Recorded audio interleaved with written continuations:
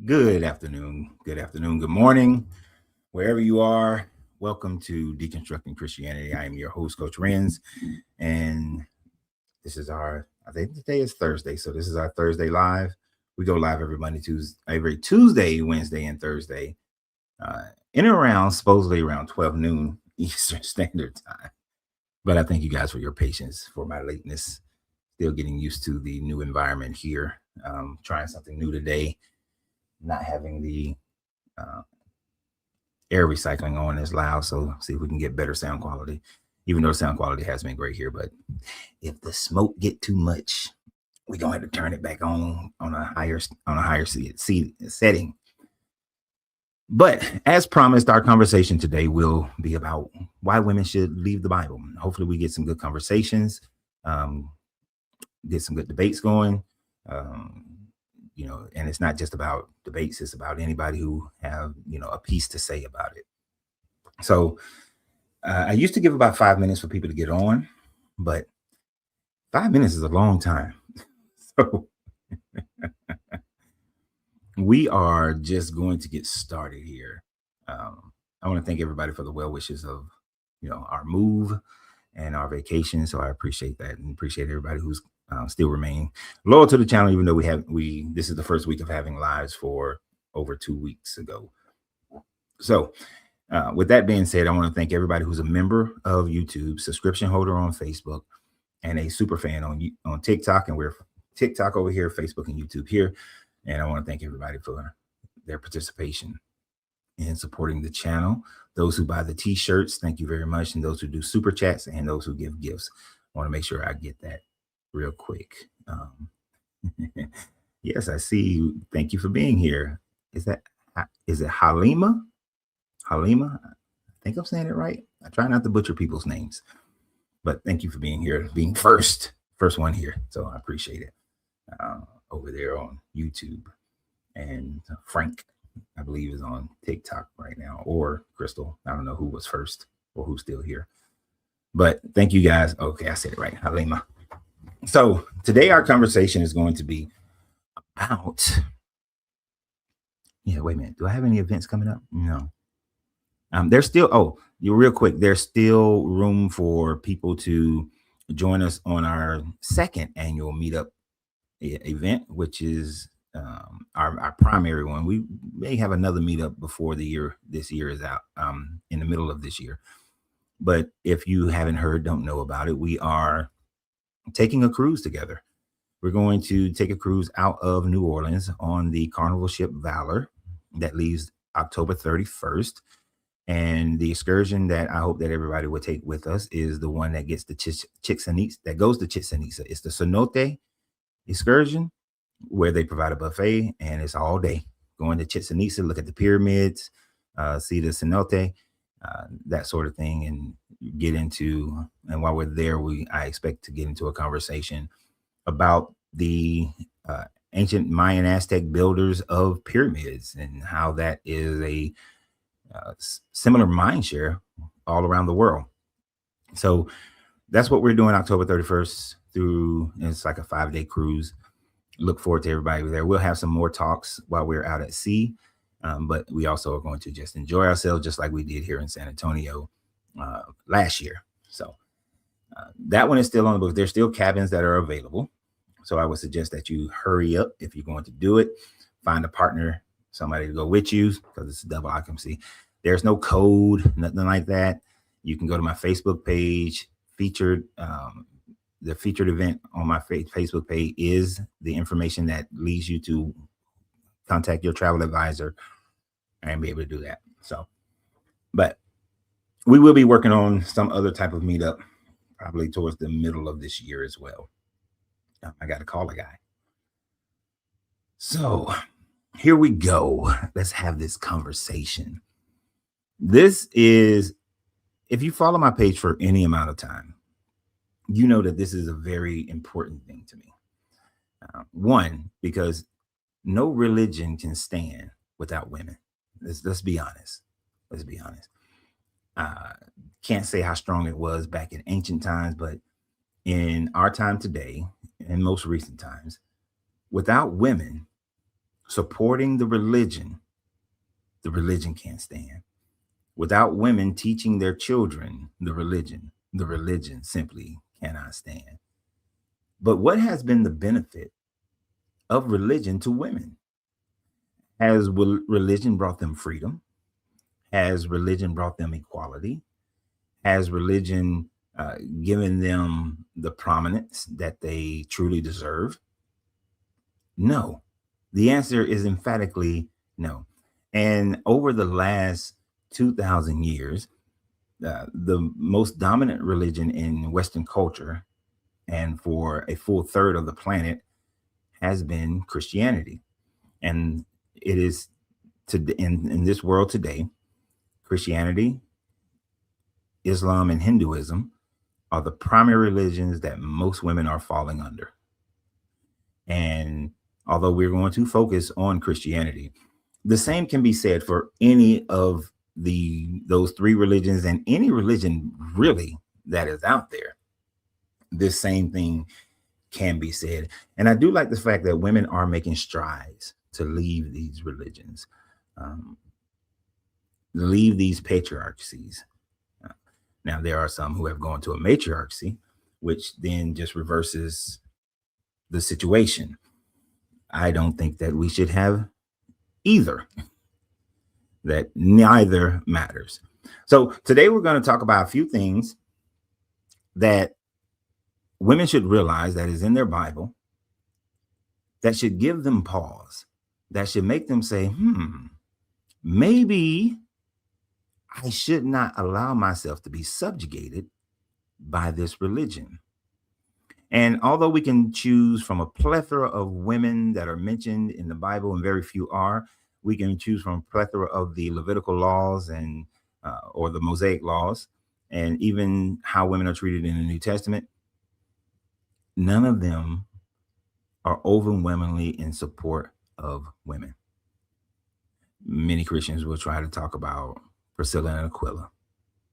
Ooh, they'll try to talk about Martha. I always find it funny when they bring up Esther, but we're going to go through some of those things and look at them a little bit deeper. But if you even start with the first woman that is given a name in the Bible, and that would be Eve. Many are now looking at the words in Genesis 2, that it's the word that means side, or that's been translated into rib, is an architectural term for ancient Israelites that meant side. So as if they are trying to rephrase everything to mean that Eve was created, the helpmeet was created in order to be on equal footing as Adam. It's a great reframing, but it just simply does not put it into the context of equality. If anything, you can just say that Adam was split in half and then Eve was created, but yet Eve is still created from the image of a man, right? It is still not created from the image of this God. Although Genesis 1 talks about man and woman being created on the same day and that there was equal creation within that, one of the things you have to understand is that, well, you don't have to. One of the things that you should understand is that Genesis 1 was written after Genesis 2. Genesis 1 is a retake on the Genesis 2 creation story. This is why there are contradictions within the story, such as the plants and animals being created after Adam instead of Adam being created before the plants and animals. So there are contradictions in them. So we have to start with Genesis 2 because it was the first one that they wrote. The story of Adam and Eve does not demonstrate equality, but is the beginning story to subjugate women. When you actually delve deep into the writing of that story, Eve is created as a helpmeet. Eve is not given instructions by the God character. It is assumed that she was given the instructions by Adam. Eve then is tempted by the serpent, and in that temptation, she adds to the instructions. Adam was told not to eat from the tree of good and evil, or in that day you will die. They have Eve adding to the story, saying that even if you touch it, you will die. So they are already making Eve an exaggerator of the so-called word of this God. And then Eve is the one who falls to it. Now, but the book never talks about whether or not Adam was ever tempted. There are many preachers who will say that, well, the reason why the serpent spoke to Eve is because Eve was not made from the image of God. Eve was not talking to God. Adam was the one talking to God. Adam was made from the image of God. So he knew that Eve would be weaker. And so that's why he went and tempted Eve. But yet there are some who say that Adam was standing there. There are some who say that Adam was somewhere near in the garden. We have no idea. The book doesn't say where Adam was in this whole storyline. But then Eve then gives the fruit to Adam, and Adam just consumes it. Now, from my own perspective, as you heard me say many times before, the Pum Pum is undefeated. So Adam didn't stand a chance. When the Pum Pum gave him the fruit, he ate it. Now, it could have just as easily been the fact that Adam saw Eve eat it. Eve didn't die. Therefore, Adam said, maybe what El told me or Yahweh told me was not true. Maybe what this serpent said is actually true. So it may not have anything to do with Eve as far as her tempting Adam or the Pum Pum, just simply Adam witnessing Eve did not die. So Adam ate from the fruit, ate whatever this fruit was. Now, of course, people go into all kinds of things of what the fruit actually is to create different narratives depending upon what you want to believe in. And then when this God finds out that they ate from the fruit, from the tree, Eve receives a harsher punishment. And there's a punishment that Eve receives that is repeated in the writings of Paul that most people don't really pay attention to.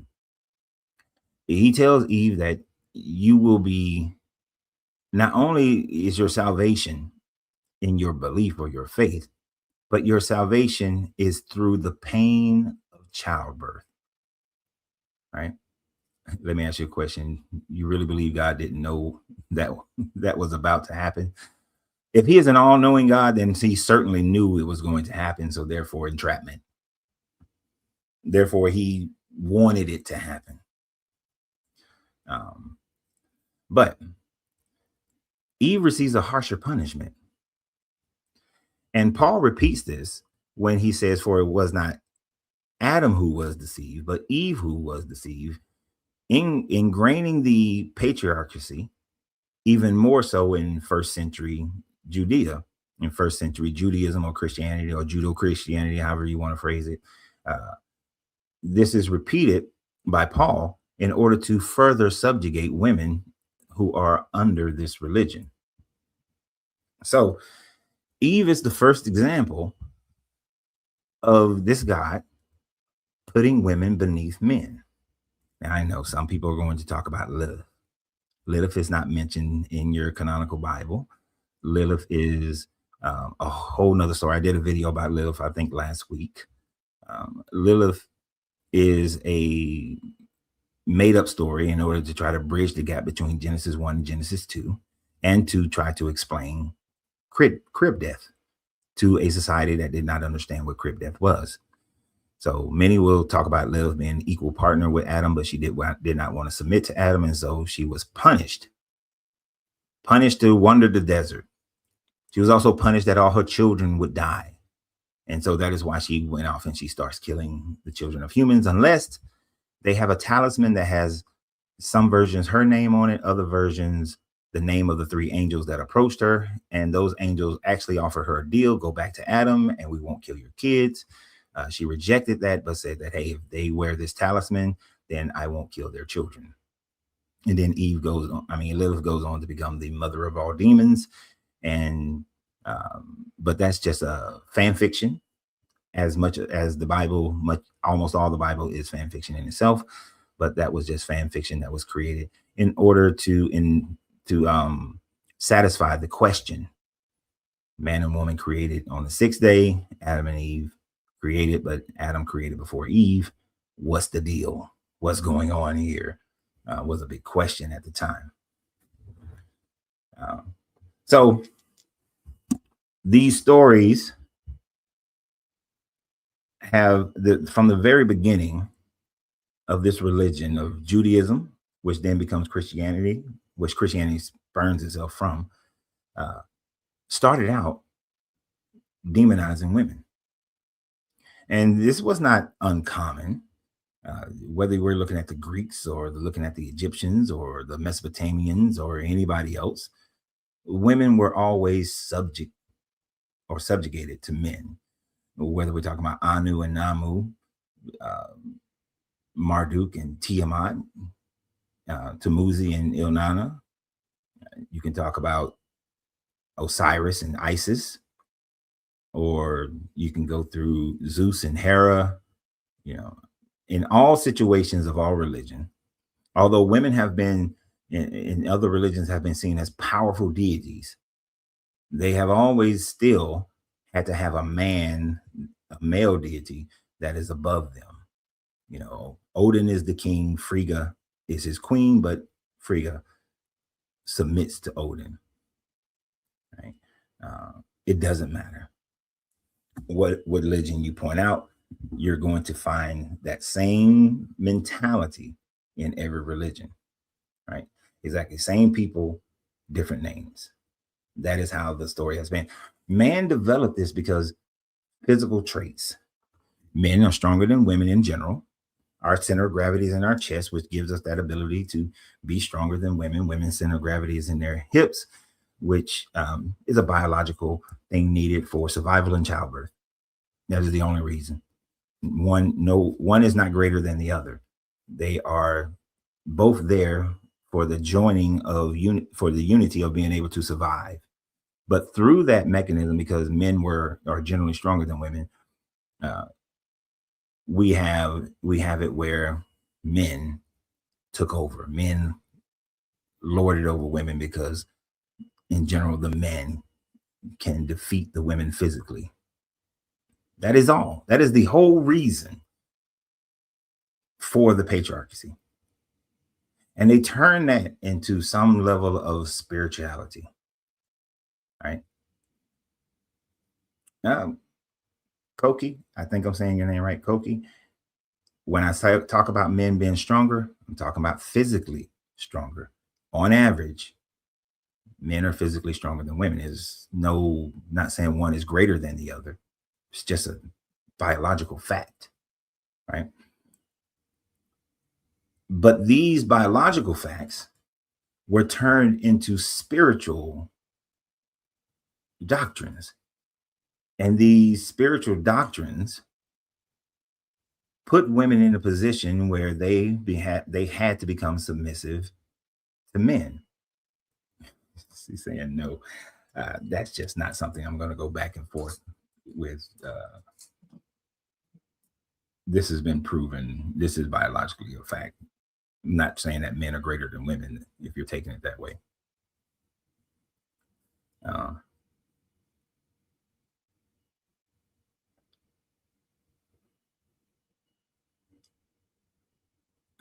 See, this is where we mess up. This is where we mess up.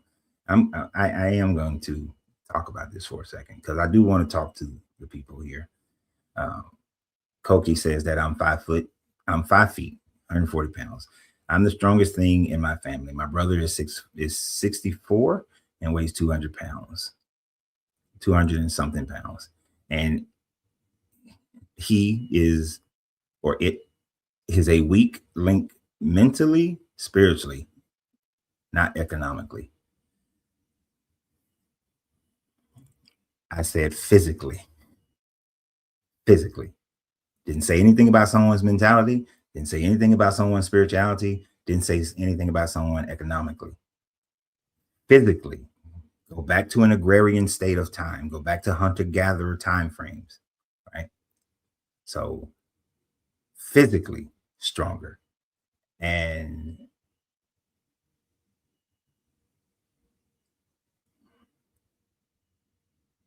If uh, I'm not,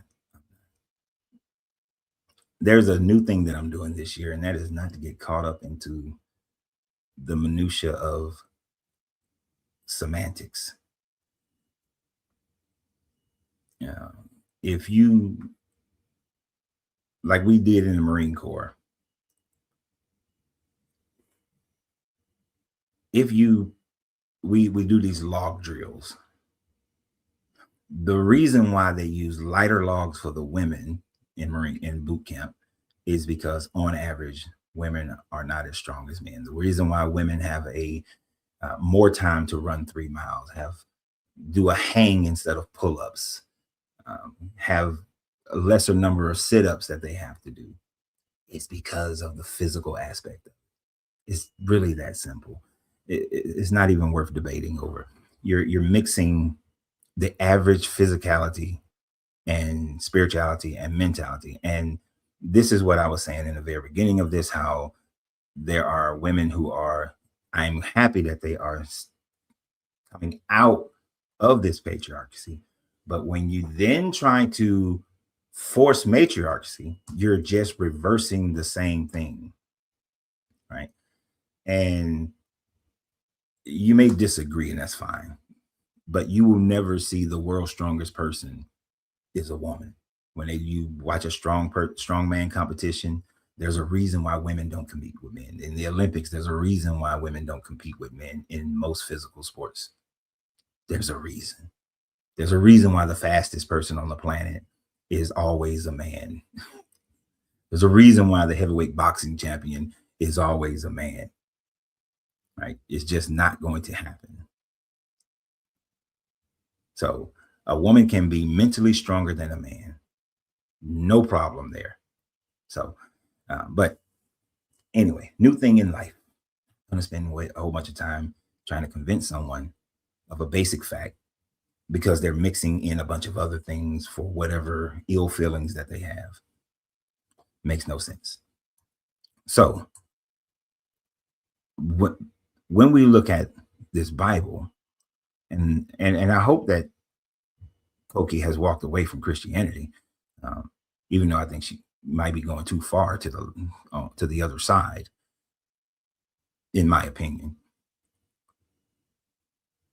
It is good for women to walk away from Christianity, because when you look at, if you took every woman that is described or talked about in the Bible and do a comparison, you may have 2 or 3 that you can try to build a case on to say that no, God sees men and women equally. Men and women are equal.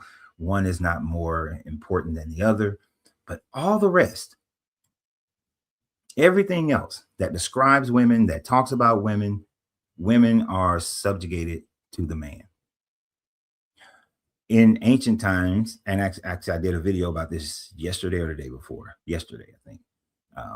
Women didn't get to choose their husbands. It was up to the father or the brother to choose the husband for the wife, for the woman. Women could be sold as concubines, which is ancient words for sex slave trade. Women at first could not receive an inheritance, but Moses said that, okay, you can have an inheritance. But whereas men can then marry a woman outside of their tribe and not lose their inheritance, men could, women could not. If they marry someone outside of their tribe, they lost their inheritance. A woman had to be a virgin on her married night, on her wedding night. Otherwise, she would be stoned. Whereas for a man, he did not have to be a virgin on their married night. Sure, there were rules where men could be stoned if they were to have sex with another man's wife. Why? Because the woman was considered the man's property. She was his property. In most instances of the year of Jubilee, when you have Israelites who were servants to other Israelites, men were set free. But if that man had been given a wife by his master, then the women and the children, they remained slaves. They remained slaves for life. the man could go out, and there are certain sexual immoralities that a man could not participate in, but for the most part, men were not held to be virgins. You just look at the story of Judah and Tamar. Right? Judah having sex with Tamar, thinking she was a prostitute, was perfectly fine, perfectly fine. But it was the fact that he was about to stone her for having sex with another man when she is supposed to be waiting for Judah's youngest son to come of age, and that saved her. What made him say she's more righteous than me is the fact that he didn't uphold his promise to her because he was fearful for his son's life, because the other two had died with this woman, which is probably a recreation of the Ilnana story, because she thought that she had mortality in her pum pum, and men died after they had sex with her. And here's and Onan dying after having sex with Tamar, so fearful for his son's life. But the key aspect that people don't pay attention to is that he was allowed to have sex with a prostitute. There was no punishment for that. It wasn't a crime. The men who went, and the Israelites who went and had sex with the women at Horeb, was this God upset about them having sex with these women? No. He was upset because they started worshiping their God. This is why the men at Horeb had to be killed, and another covenant had to be made, because it wasn't the sex. It was the worshiping of another God. So women are tasked with maintaining their virginity because women were property. And women remained pretty much property of the man, as far as America is concerned, all the way up to the 1970s. I know the majority of people here are younger than 1970. But if you were to talk to your grandmothers, or if you have great grandmothers who are still alive, they could tell you that a woman couldn't even get a bank account without a man's signature prior to the 1970s. So the Swamp Wizard said, under common law, women and children were seen as property of the man in, of the man in the 70s. I'm old enough to remember. Okay, so Swamp Wizard understands what I'm talking about. Right? You couldn't. A woman just could not. She couldn't have a bank account without her father's signature on it, her husband's signature, brother, some other man had to be on there. Right? That was a major issue, because they were following what the Bible was saying about women. A woman's word was not valid unless 3 days go by and a husband or a father hasn't come back to countermand her promise. So a woman couldn't even give a promise. A woman's testimony, as we see in the story of all the gospel stories of the resurrection, Mary Magdalene telling the disciples, hey, Jesus rose. Peter had to go and run up there and check, because a woman making this claim? No. Many Christians just think that he went to go check because he was so excited and whatnot. Or in the other version, him and another young man runs up there. No, it's because a woman's word is not valid as far as the Bible is concerned. Women stay under this type of patriarchy, because they live and the only reason is because they have lived in cultures where the culture has kept women under their thumb. And you would think, though, that as the generations since the 70s, anyone who's a Gen Xer or above, Gen Xer to now, you're seeing more and more women walk away from this religion, because culturally, we don't oppress women as much as prior to 1970.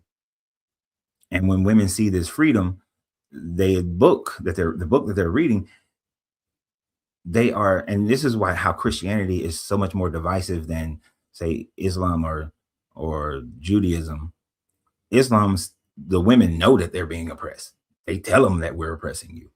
Christianity swerves the mind of women and say that you have freedom, that you're equal, that God has always saw you as that it is through the great suffering, and that there are women heroes in the Bible. Esther. But if you really break down the story of Esther, Esther prostituted herself to Xerxes to become a concubine of Xerxes, so that later on she can convince him through the power of the pum pum to not kill the Israelites. But was she some Joan of Arc? Some great warrior? No. She had one good night with the king, one good night with Xerxes, became a concubine. And if you don't know what a concubine is, it's a sex slave. That's all it is. It's a sex slave who has the elevation of wife number whatever. But she is not number one. She is not primary. She is not the wife that he really want to have. And if you understand ancient cultures, when a culture like the Babylonians come in and they conquer, then generally to make the people less revolt less, because I was going to say less revolting, but that doesn't work out. Revolt less is to marry one of the women of the people. Oftentimes it is someone of the royal families or whatnot, but to marry one of the peoples is like giving them representation in the government that just crushed you. So that's Esther's story. Esther's a concubine. She's a sex slave. She did something great for the Israelites. She saved their lives. But it's not like she fought for them. It's not like she did anything that was amazing other than, convince him not to kill her people. Bathsheba is a woman without any power. The king, David, wanted that pum pum. He got that pum pum. She couldn't do nothing about it, even though she was a married woman. And she was a Hittite, made it even worse. And then knowing that her husband has been murdered or dead, I can't say that she knew that he was murdered, having a child by the king and then being impregnated by the king, she then has to go and be a wife, not the wife, but a wife to the man who took her pum pum unlawfully, had a baby, the baby passes away, and her husband is dead, who was ordered by this king. Think about the mental stress that she had to suffer, but she had to suffer through it because she had no power. She has no power at all. This is the ancient world that still moves into our world. Still moves into our world. 50 years ago, a wife who said that her husband SA'd her, the courts threw it out. The courts just throw that out. The woman, a husband can't SA his wife. In Virginia, on their law books, it's either Virginia or West Virginia, and they're called blue laws. A man could take his wife on a certain Sunday to the courthouse steps, and as long as the whip was shorter than 12 inches, he could whip her. Prior to the 70s, there was no such thing as domestic abuse. A husband can't domestically abuse his wife. She's his wife. She's his property. These were all things that they follow from the Bible. This is the mentality of the religion. And you can find it all throughout this book, that anytime it comes to women, they are used and they're abused and they are powerless. Powerless. They like I said, they like to bring up Aquila, Priscilla, and how Paul made them deacons, and so they had prestige. 2 women. You got 2. While Mary had to endure the adultery of this God to have Jesus. Mary didn't have a choice, but had to marry Joseph. She wasn't like her and Joseph went on dates. Had to marry Joseph because she was betrothed to him. He paid the 17 cows needed for that. You know, they made Mary Magdalene into a prostitute at one point. The church came back later on and said, "Oh no, she wasn't a prostitute." But Mary Magdalene was seen as this lower scum. Now, yes, the Gnostic viewed her a little bit differently. They viewed her as Jesus's wife, but they still didn't give her prominence, because even in the Gnostic Gospels, when Mary Magdalene was with the disciples were mad and like, this woman shouldn't be here. She doesn't deserve the kingdom. And God, what did Jesus say? Did he say that, no, she's in equal footing with you? No. According to the Gnostic Gospels, this Jesus says that, hey, I will make her into a man. I will make her into a man so that she can go into the kingdom of God. So even the Jesus of the Gnostics said that a woman can't enter the kingdom of God, that she has to be converted into a man to enter the kingdom of God. So women, no matter how you try to slice this pie, has always been looked upon as submissive to men, as troublemakers, having issues, right? The whore of Babylon, Jezebel, always the woman as the fall person. So let's see. Oh, somebody's been waiting over here on TikTok. I guess they went away. I do want to open the doors of the church.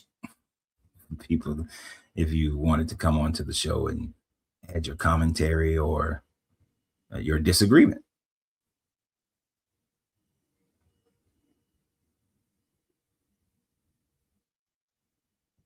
I've heard this question mentioned many times before, Kevin, and I read out the questions for TikTokers because you can't see them.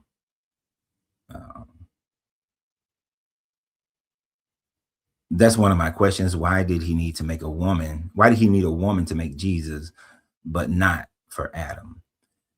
Exactly. Because the whole thing, now the response that you will get from most Christians is that in order for God to come in the flesh of man, he had to go through the woman in order to do so. But Adam was the flesh of man without the need of a woman. So the idea doesn't stand up, because if he can make Adam without a woman, then certainly he could have made Jesus without a woman, right? But the other reason why Jesus had to come through a woman is because the Jewish Messiah had to come from the tribe of Judah, and it had to come from the seed of David. Now that whole thing is blown apart because Joseph, who is the only one in this relationship who is from the tribe of Judah, who is from the seed of David, although a cursed seed of David to never sit on the throne, Mary was a Levite, so she is not from the tribe of Judah. So that's the general idea of why Matthew and Luke does this and have him being born that way. Plus, they were in a time frame where Hellenistic ideas had become part of the Jewish religion. And in the Hellenistic ideas, gods had sex with the women, and they produce these demigods. You know, your Hercules and Achilles and all these other ones. But that is a valid question. Why can't he just do it? You don't need a woman. I was about to bring you up Ezekiel, but your request went away. So do the request again, if you still want to come up. But it is a very good question that they really don't have a good answer for, right? They really don't have a good question for. And Swamp Wizard says the original text read a maiden, Alma. And that is from Isaiah. That is from Isaiah. And that is not even a prophecy for Jesus. That was a prophecy for King Ahaz, and when he would defeat his enemies before this young woman who has who has already given birth before her child is old enough to distinguish between, to choose the good over the evil, he would have defeated his enemies. Matthew, the writer of Matthew, who was writing in Koine Greek, did not understand the Hebrew well enough that he took that and messed it up, because he was basing this off of the Septuagint, which in the Septuagint they had translated the word Alma to virgin. And so he just automatically mixed that information up and came up with his Jesus born from a virgin BS. Luke does the same thing. So therein lies, that's why you have that contradiction for one, but also that lack of understanding from the writer of Matthew's perspective.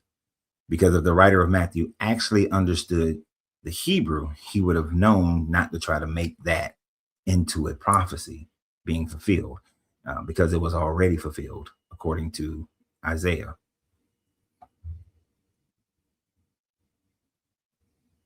Oh, well, my guy who wanted to come up, let me see. I wonder if I can do something. No, I can't do it. I can't do a request. So if you want to come up on the show, then you have to do the request on TikTok. There's a thing that says invite, but then I gotta go find you, and I'm not about. Oh, I think he's not even on here anymore, so that's fine.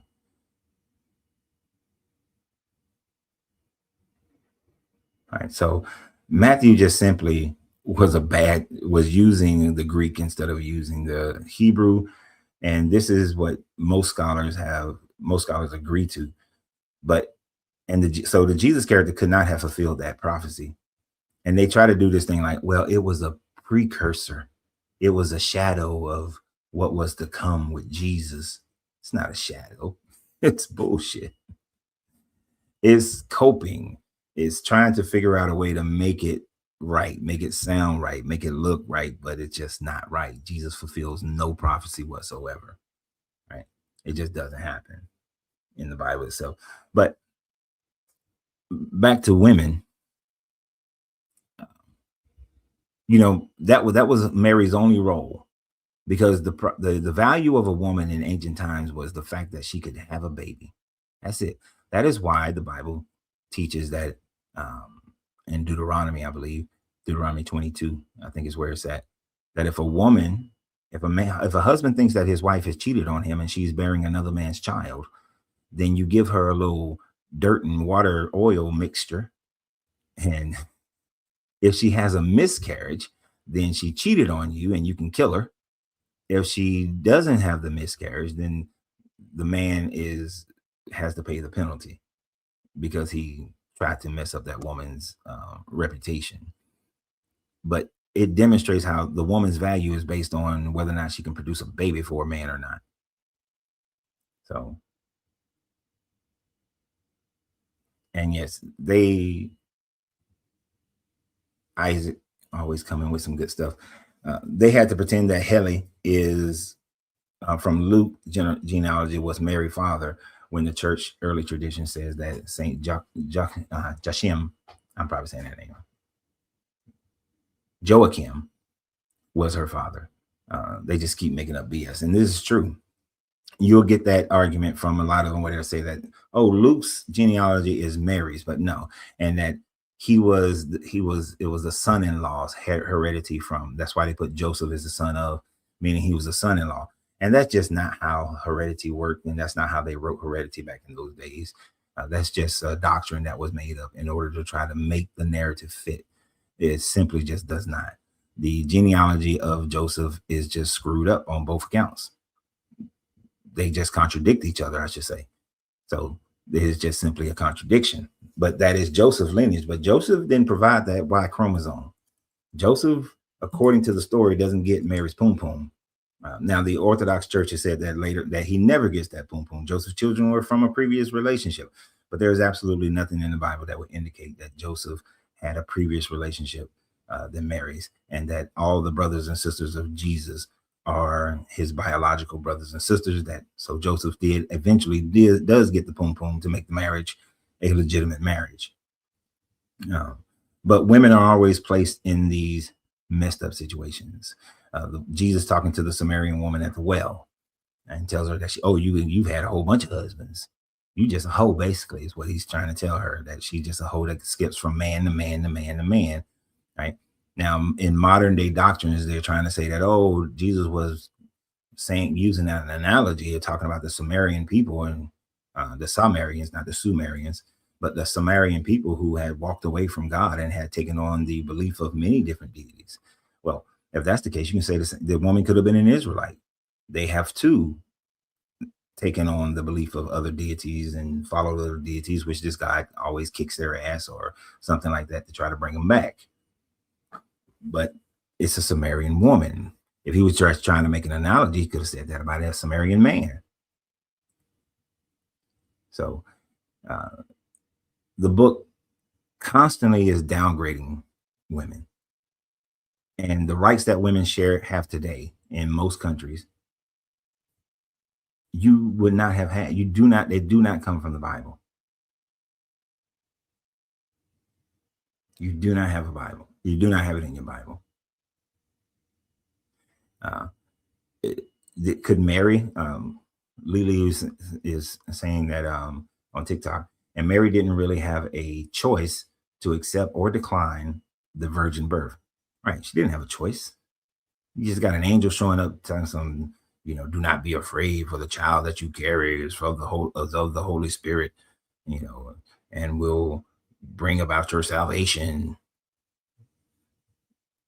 It wasn't well, I don't really want to do this. I kind of just, I'm a little young girl, about 14 years old. I just want to live my life, bro. I'm betrothed to Joseph. Just want to live my life.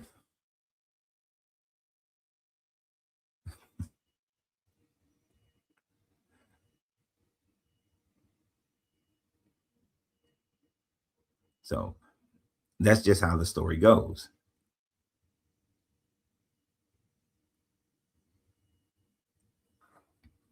And Isaac, good question. If Joseph had more kids, wouldn't the oldest male kid be the heir to David's throne, not Jesus, since he was a dastardly and younger than his other brother? What do you mean? Oh, a bastard. He was a bastard younger brother. Yeah, Jesus was a bastard, according to the story, because he was not born from the matrimony of Joseph and Mary. But yes, the older brothers would have, if the brothers were older, then they would have been the ones who should have gotten the throne. Now, of course, they'll point to how David's older sons didn't get the throne, but they disqualified themselves by essaying David's concubines and those sorts of things. But yeah, he should have been, if based on tradition, if the brothers were older, they would have been the ones who would have inherited the throne. But there's actually no indication that he had older siblings. So most accept the fact that that don't follow the Catholic tradition, that after Jesus, Joseph got that poom poom.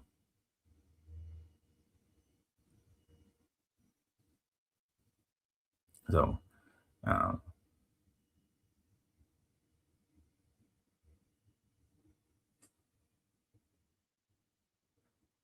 now, I'm not saying, I don't know what the purpose of Kevin's comment here is, but it's a valid comment. And this will go back to the young lady that I was speaking to earlier. I'm gonna say that name wrong. Nabila Sharif. She was the queen of Nzaga, led a woman's army, I think, against the Portuguese and slaughtered them. We can pick out different time frames in history where a woman has led an army or military and were successful. That's fine. Relative, but what I've always looked at is, what type of situation was it that allowed for this to happen? What type of strategy allowed for this to happen? In general, that's not going to happen when it comes to a physical fight. Now, let's say we talking about today's warfare, is different. Half of them are sitting behind a desk looking at a monitor.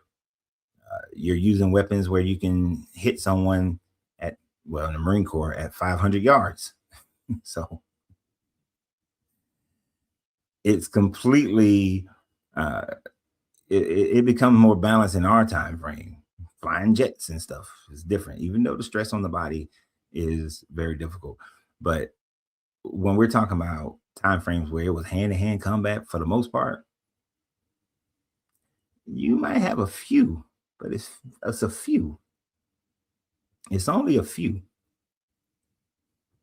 It's only a few times that you'll see a woman in combat being able to, like if you had an all women army fighting an all men army, there, if they got equal technology, I'm going to put my money on the all men army.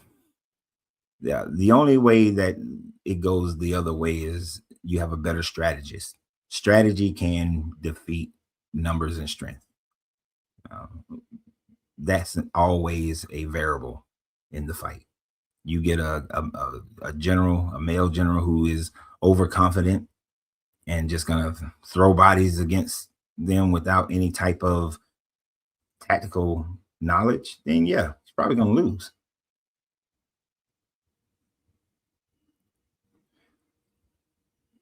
But that part of the statement was only concerning how this patriarchy developed over the last 12,000 years, purely based on physical strength. And then it was placed into the spiritual. One actually has nothing to do with the other. Has nothing to do with the other. Um, so, and many times I've talked about, because I want to stay on subject. Many times I love the story of how of Boaz and Ruth. There are I grew up with listening in churches over and over again, women giving high praise and losing their shit over the Boaz and Ruth story. Walking out of the service, I'm gonna find my Boaz. I need me a Boaz, you know, and you know. But when I looked at the story, I see how, and you look at that story of how the women are treated. You got Naomi, you got Naomi is the mother. You got Ruth, married to one of Naomi's sons. Oprah, married to another one of Naomi's sons. All the men die. They left their tribe. All the men die. After their death, these women cannot inherit anything, which is interesting because according to uh, Moses, they should have, Naomi at least should have been able to inherit. I understand how Ruth and Oprah were Moabites, and so they weren't worshiping the same God as the Israelites, because Ruth makes the declaration that your God will become my God. So they weren't forcing them to worship that God. But even after she starts worshiping the Israelite God, she still doesn't have any inheritance. So when they go back to their tribe, they're living on the outskirts of society. They have to go out and glean. And gleaming is when the harvesters go out and they get all the good stuff. And the parts, the discarded parts that's left over, that's what they get to pick up. So in this society, a woman without a man is impoverished. A woman without a man has to just pick up whatever she can get. Right. And then when Boaz starts seeing their little fine woman, right?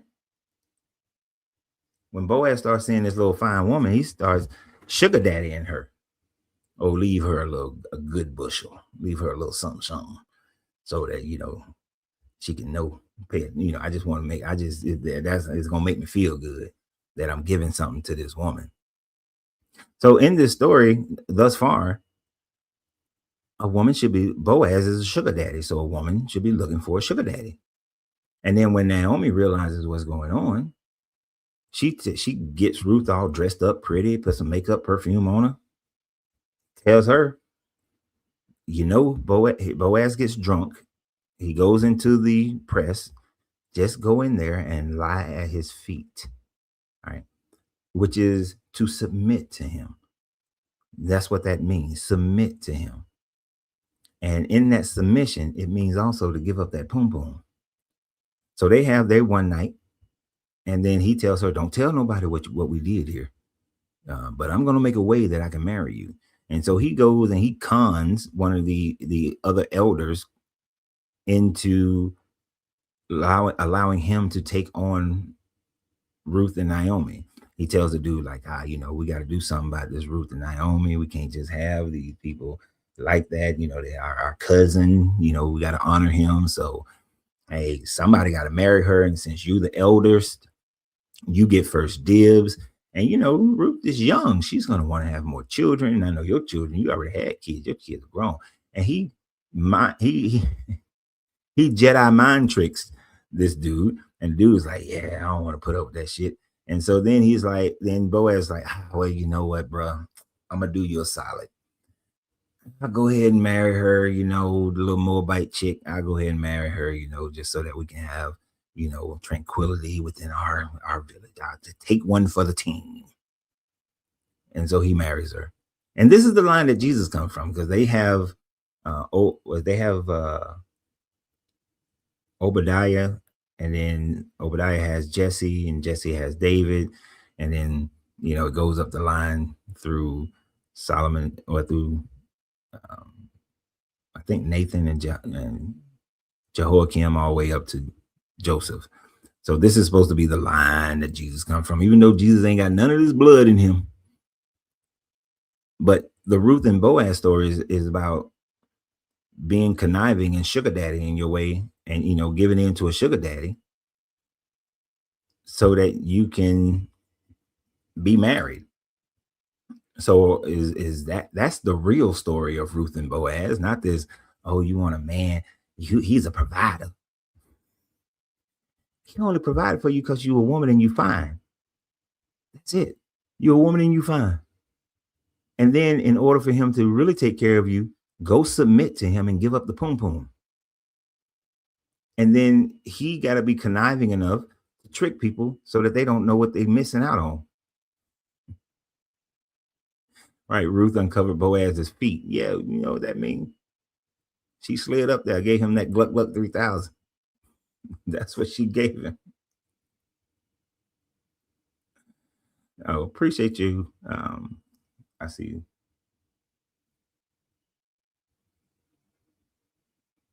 Thank you for joining us. This is your first time catching us. Rumbero. But that's all. She gave him that Gluck Gluck 3000. He was some old dude who was lonely and saw this fine woman that he pretty much bought and paid for it. So when I hear women saying, "Oh, I want me a Boaz," that's what you want.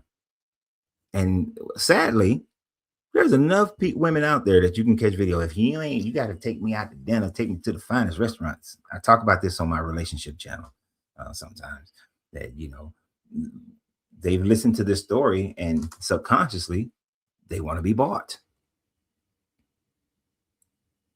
If you want the poom poom, pull up on some money, take me out to dinner, buy me a house, buy me a car. Show me what you're working with. Not show me consideration, show me love, not be a good companion.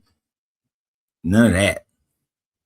Give me that bale of wheat and I'll uncover your feet. I didn't know that was gonna rhyme, but it worked out. That's all it turns out to be. That's it.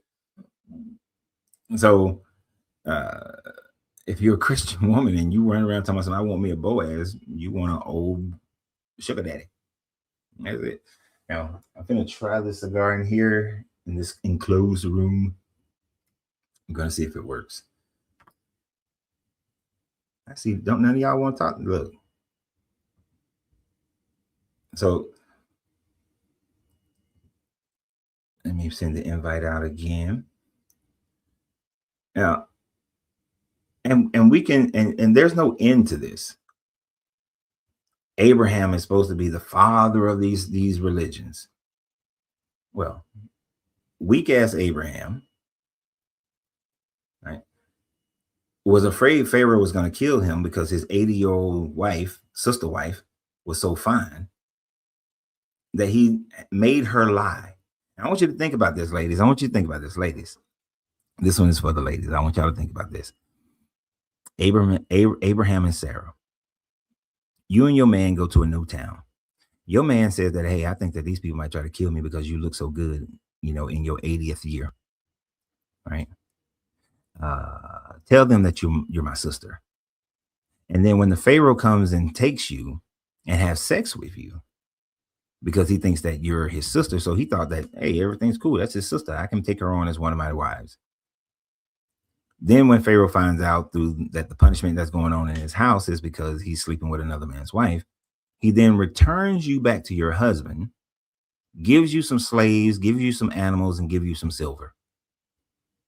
How do you now feel about your husband? That you had to go and sleep with another man, give up the poom poom, become the wife of another man, and then when it's all said and done, you get this property, you get these slaves, and you roll out. Now, I know in ancient times, women didn't have any power. Ancient times, you just had to submit to man. Uh, you know how you still see that prior to like 1970s? Because I actually had this experience to a certain degree where a mother told her daughter, these are the things that a wife does. Those other sexual things that he will do that with his woman in the streets. Like prior to the 70s, many women grew up with this mentality that you get married, but your husband is going to have a woman in the street. Don't worry about that. Don't worry about that. You the wife. Let him go out and do his thing. Just, just don't embarrass me. Just don't bring that home. Abraham straight pimped out his wife. And then when he came to Amalek, he did it again. The first time you might say, okay, he was scared. He was a little punk. But then he does it again to Amalek. Now, you didn't have to sleep with Amalek, but you wind up not sleeping with Amalek. You was expected to. But then he does it again. Get some more money. Get some more slaves. Like, how would you feel as a woman today if you came to San Antonio and I said, hey, you know what? That dude, that woman looked good. And your husband was like, oh, tell Renz that you my sister. And I come and I talk to you and I take you and then I sleep with you. And then once the truth is revealed, I give you back to your husband. You still want to be with that dude? You see how the woman is so powerless and is nothing but a plaything. She's a trinket between men.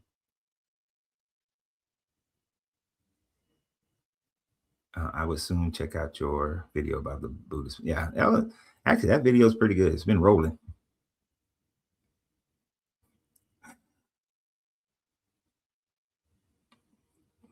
Right? I mean, how would you women feel about that situation if that happened today? You see, Sarah didn't have any power, so Sarah couldn't do anything about it. Thankfully, our culture allows women to have say over who she sleeps with and who she doesn't sleep with. Oh, well, get well, Akush.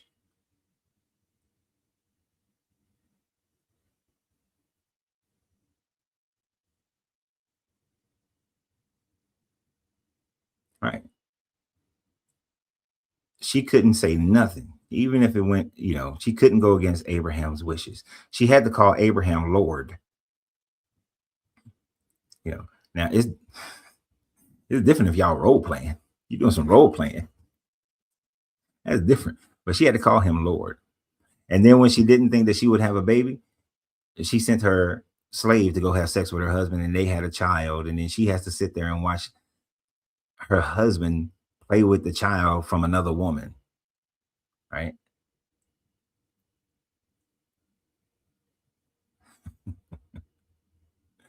So, you know, I understand, in the Lilith myth, I understand why Lilith was like, hell no, I ain't going back to Adam. Because that's the bullshit of this religion.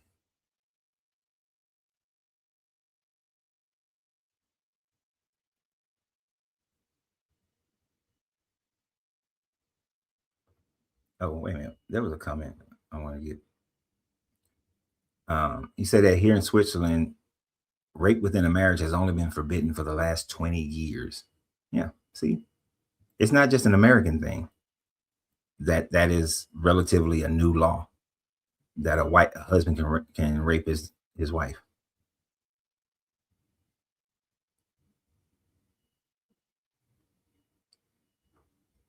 And I love how they see, they will come on and, dude, go read the story in the Bible before absentmindedly talking about this like you have a handle on it. I think we all have a handle on it. It's pretty easy to understand.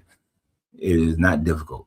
It is your willingness to your desire to make this story cope with your belief that you then have to reframe the story. There's no way to reframe that Abraham pimped out Sarah, especially the second time to Amalek. First time, you might say, okay, he was just a little punk. First time, the second time, he pimped that woman out. Oh, we finna see this. We finna do this again. Hey, just like we did Pharaoh. Tell this joker that you my sister. Tell him the half truth. And let's see what happened. Maybe we get some stuff. And I think Jacob tried to do the same thing, but it didn't work. It didn't work when Jacob tried. He didn't get shit.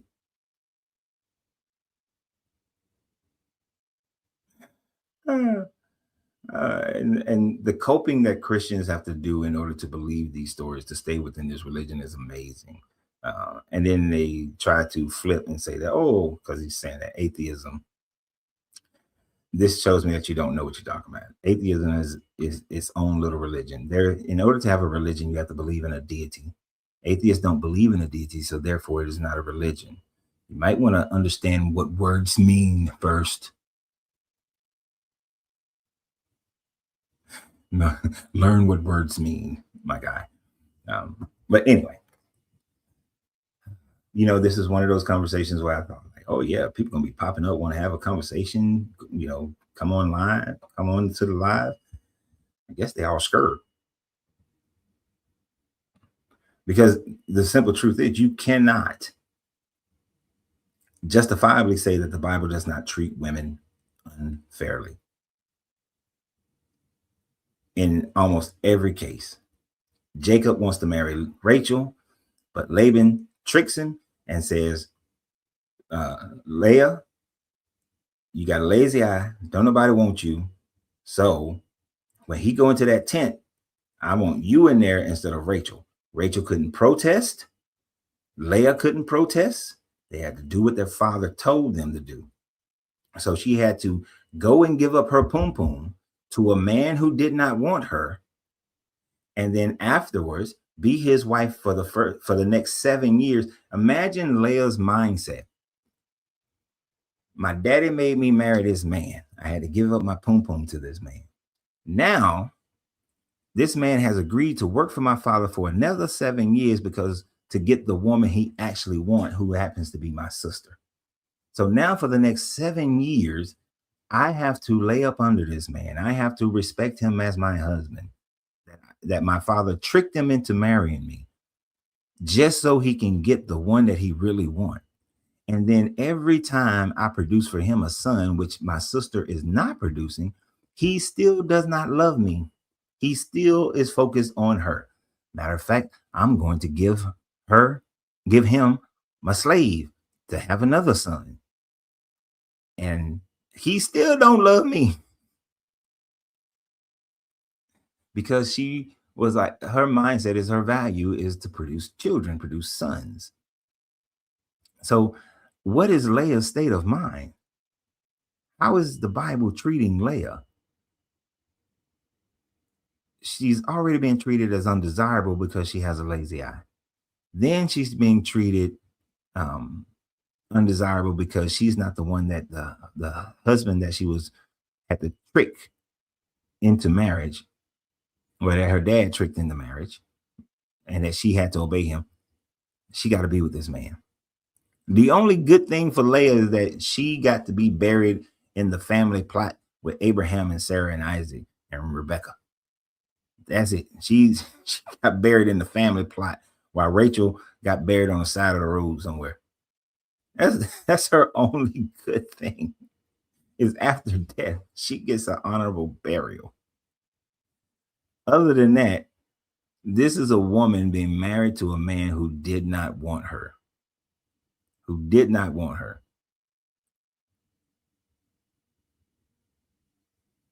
I don't know. I as a man, as a person, I couldn't imagine having to be married to someone who does not want me, and I have no choice but to be there with her, to stay with her, to have to, sleep with her, commune with her, obey her. Hell no. We'd be walking next to a cliff and she might accidentally fall over. But could you imagine the mental trauma that Leah was going through through her whole little life there? A Kush said, women promoting Christianity is like chickens promoting KFC. Exactly. You're promoting your own demise. And the fight that women have outside of the Bible in our histories, the fights for civil rights, the fights for voting rights, the fight for choice over your body, the fight for equal pay, the fight for ownership, all those things go against the Bible. They go against the very religion that they claim they believe in. Every last one of them.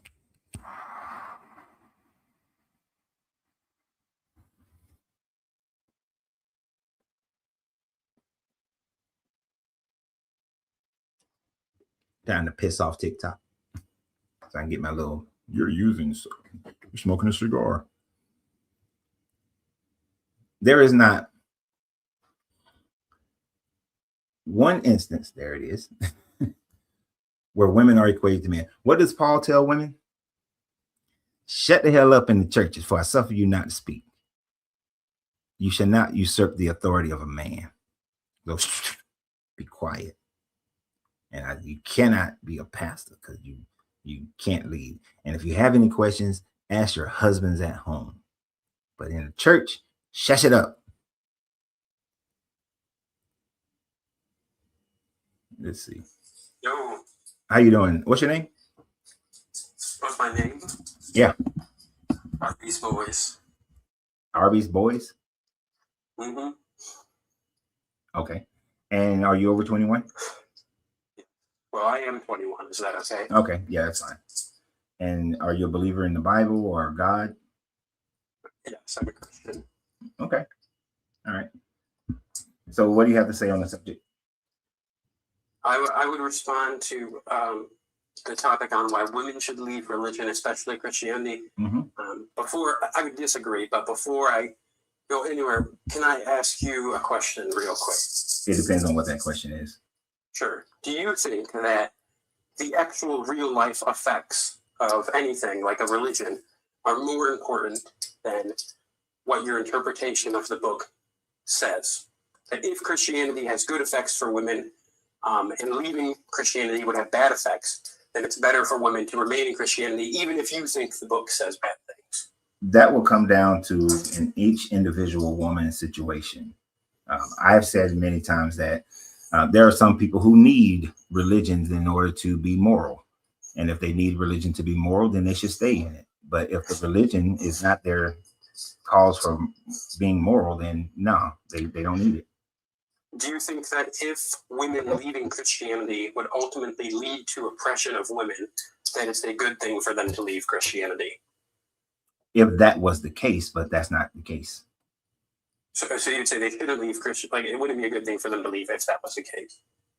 If that was the case, sure, it would make sense. Okay. Why would you leave a system? Why would you leave a system where you have that's better for you to go to a situation where it's not better for you. Right. And that's what I will argue is the case if women leave religion, specifically if they leave Christianity.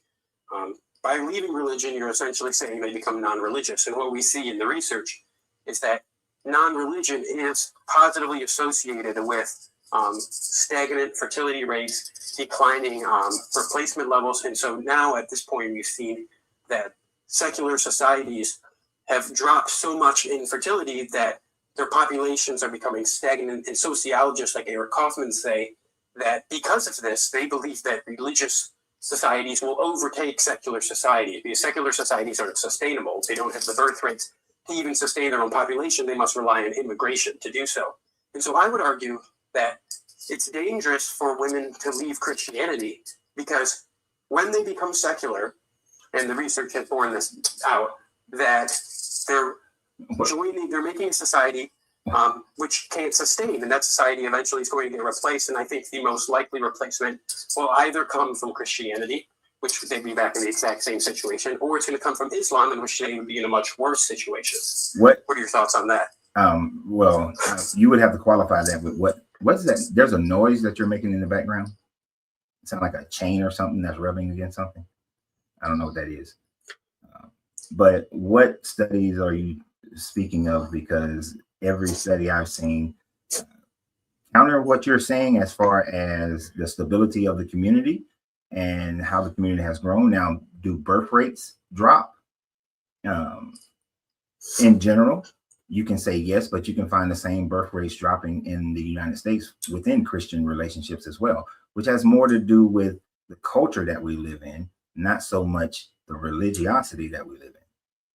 So I would say that the research kind of disagrees with that. What so research? It's a multivariate analysis of 58 studies that controlled 4 other factors like income, geography, and such. What's the name of the study? It says, study? quote, secularism, even in small amounts, is associated with population stagnation or even decline in absence of substantial immigration, whereas highly religious countries have higher fertility rates that promote population growth. Look, when I'm interrupting, don't keep talking.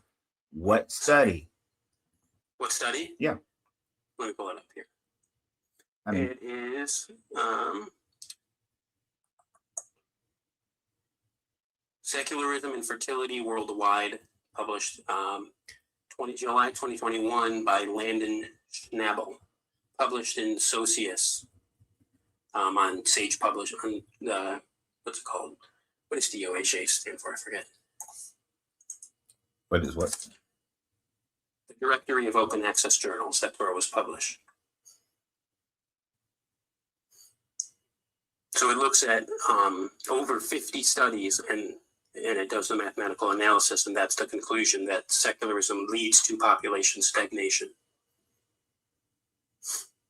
Okay, so tell me how this makes life worse for women.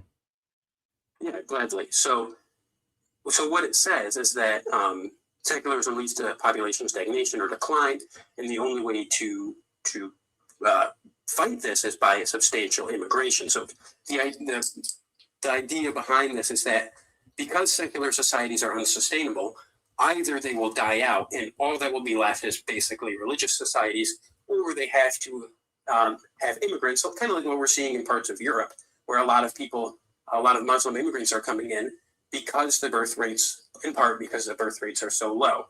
And so because it's not sustainable, it'll lead to religious societies either coming in by immigration and replacing the society, or just the secular society dying out and leaving only religious societies. And so I would argue that's dangerous because the only 2 religions I think that really have a realistic shot of replacing a secular society is Christianity, which you're telling people to leave, and Islam, which I would say is way, way worse. So I don't want people to risk having women to live in an Islamic society, especially when in Christian societies they're treated far better. I will grant you that Christian societies do treat women better than Islamic societies. I will grant you that. What I still do not see is you're presupposing that the only way that these societies will be able to survive is if they start to bring in more and more people from other cultures who probably are coming in as religious. But if the world became secular, then the people who would migrate to any one place or not would still be secular. And so society would still be whatever society is going to be. The only reason why people will immigrate under religions is simply because of the fact that in these religious societies, that their infrastructure, their ability to live and grow and have more self-determination is not there. So people leave. For instance, when you look at Nigerians who come to America, right? They're not coming to America because they're seeking some type of religious freedom or something of that nature. They're leaving because they're looking for economic growth. So it is not religion as to why they're leaving.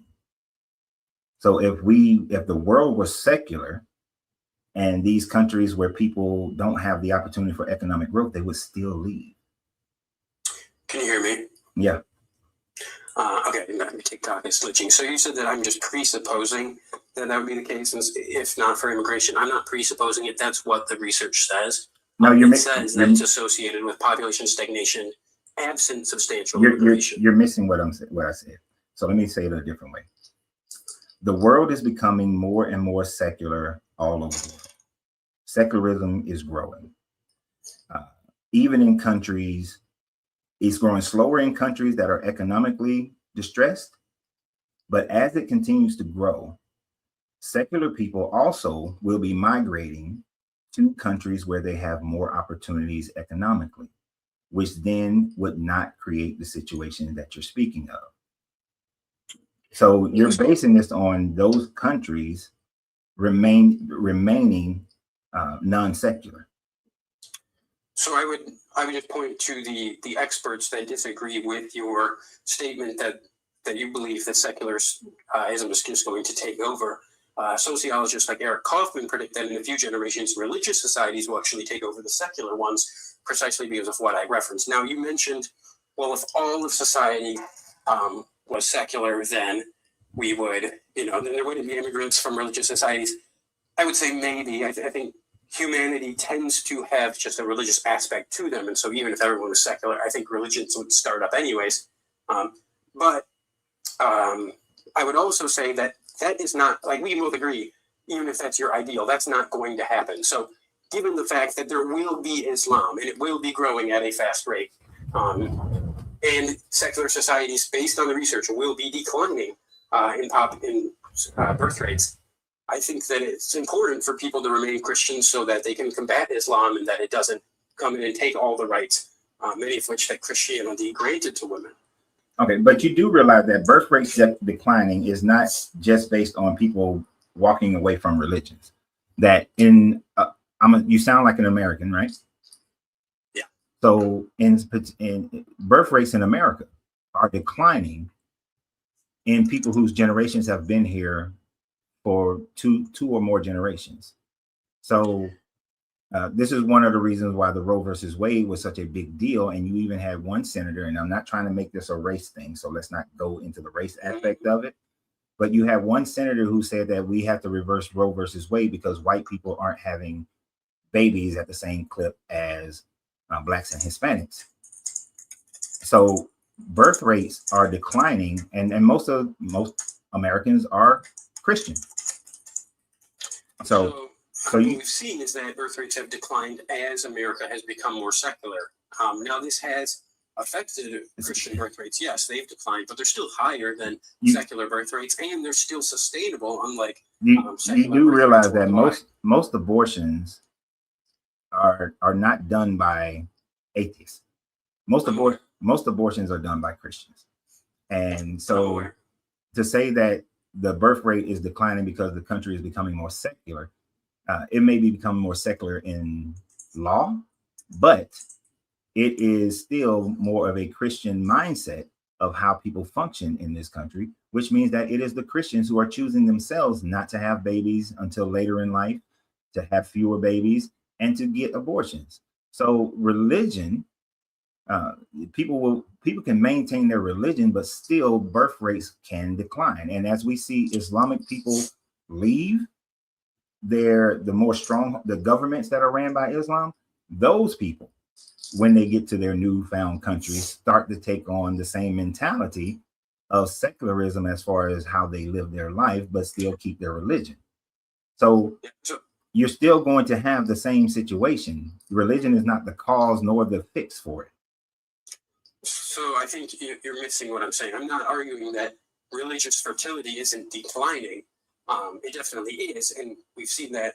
But what I was mentioning is that the United States, the people are becoming more secular. There's less religious people as a percentage in the United States than there was before. But what we do see is that though religious fertility is declining, so is secularism, fertility rates, and it's declining. More importantly, it's below replacement level. So yes, Christian fertility rates have dropped, but they're still above replacement level. They're still sustainable. The sociologists that have looked into it don't think that it's going to lead to fertility below replacement level, but for secular nations it does, and it has. And that's what the research is telling us, that for specifically non-religious people, the fertility rates are so low that it leads to population stagnation. And I can quote several other studies if you want to. No, I don't. But I just what I'm seeing is churning the information to make it fit a narrative. You're creating a separation between secular America and religious America. But the truth of the matter is there is no separation between the two when it comes to things like fertility rates. As America has developed into more and more from industrial to information-based, and as other countries do the same, you are going to see a decline in birth rates, no matter what the religiosity of that country is. And they can't be separated. Well, they can be separated because the research showed that, for example, there's a Pew Research Center, I believe it was 2024, said that for the U.S. adults among 40 to 59, Christian Americans report an average of 2.2 children over their lifetime. This is above sustainable birth rates, which is typically 2.1. The religiously unaffiliated reported 1.8 children, so they're below replacement level. So yes, I agree with you that fertility rates do decline. Wait, but for atheists, say that again. Say the first part again. And for Christians, they're not. Say the first part of that Pew Research again with the 2.2. Say which part? The part with the 2.2. Say that part again of the Pew Research. That the Christian Americans report having had an average of 2.2 children over their lifetime. And what is the age group that they're reporting from? Ages 40 to 59. Ages 40 to 59. All right. Mm-hmm. So they're reporting my generation, Gen X. All right. Mm-hmm. Gen X. Yes, we grew up mostly Christians. We grew up mostly with the idea of white picket fence and 2.3 kids kind of mentality. Millennials, Gen Zers, Gen Alphas, all of them have been growing up with the mentality of do your career first, regardless of religious affiliation. Because I guarantee if you look at the birth rates of Christians who are non-Gen Xers and younger, that their birth rates are similar to the non-religious. I haven't seen a research on that. I don't know if that's in there, but just based on the mentality that you see of the country and of people in each generation, the younger generations are waiting before they have children, regardless of their religiosity. So I'll have to define. I would disagree with that. I think that fertility rates are higher among the religious, even for young people. I'd have to pull that study up. What I do have in front of me is an important factor of fertility and how many kids someone will have. Sorry. Is who wants children. And so this was a survey in 2025 on people ages 18 to 39. And they say the percent of Americans age 18 to 39 who want children someday, for the religious people, it's 57%. For the non-religious, it's 33%. So basically almost half. There's almost twice as few non-religious people who want kids. So obviously fertility is going to be lower, even among these lower age ranges, which you were mentioning. So which is my point, because I just pulled it up real quick and it breaks it up based on generations. With baby boomers, 3.7. Generation X, 2.9. With millennials, 1.7. Gen Zs are continuing the tradition of the early data of the millennials. As any country becomes more industrialized, the generations are having lower birth rates regardless of your religion. It is just because of the way society is moving. So this, we will agree. I agree with you that secular societies will have lower birth rates. Where you're then moving that argument is to think that the only way that they will be able to maintain is through bringing in immigrants. Those immigrants will bring in their religion. Those religions would then have to take control of the government in order to then suppress women in the way that you're talking about. There is I would say that's an inaccurate statement. So I agree with you that, like I've been agreeing with you, that fertility rates do decline. Mm-hmm. But in secular societies, they're not sustainable. They're below replacement level. Okay, and even though they've declined, they're sustainable. That's cannon fodder. That's cannon fodder.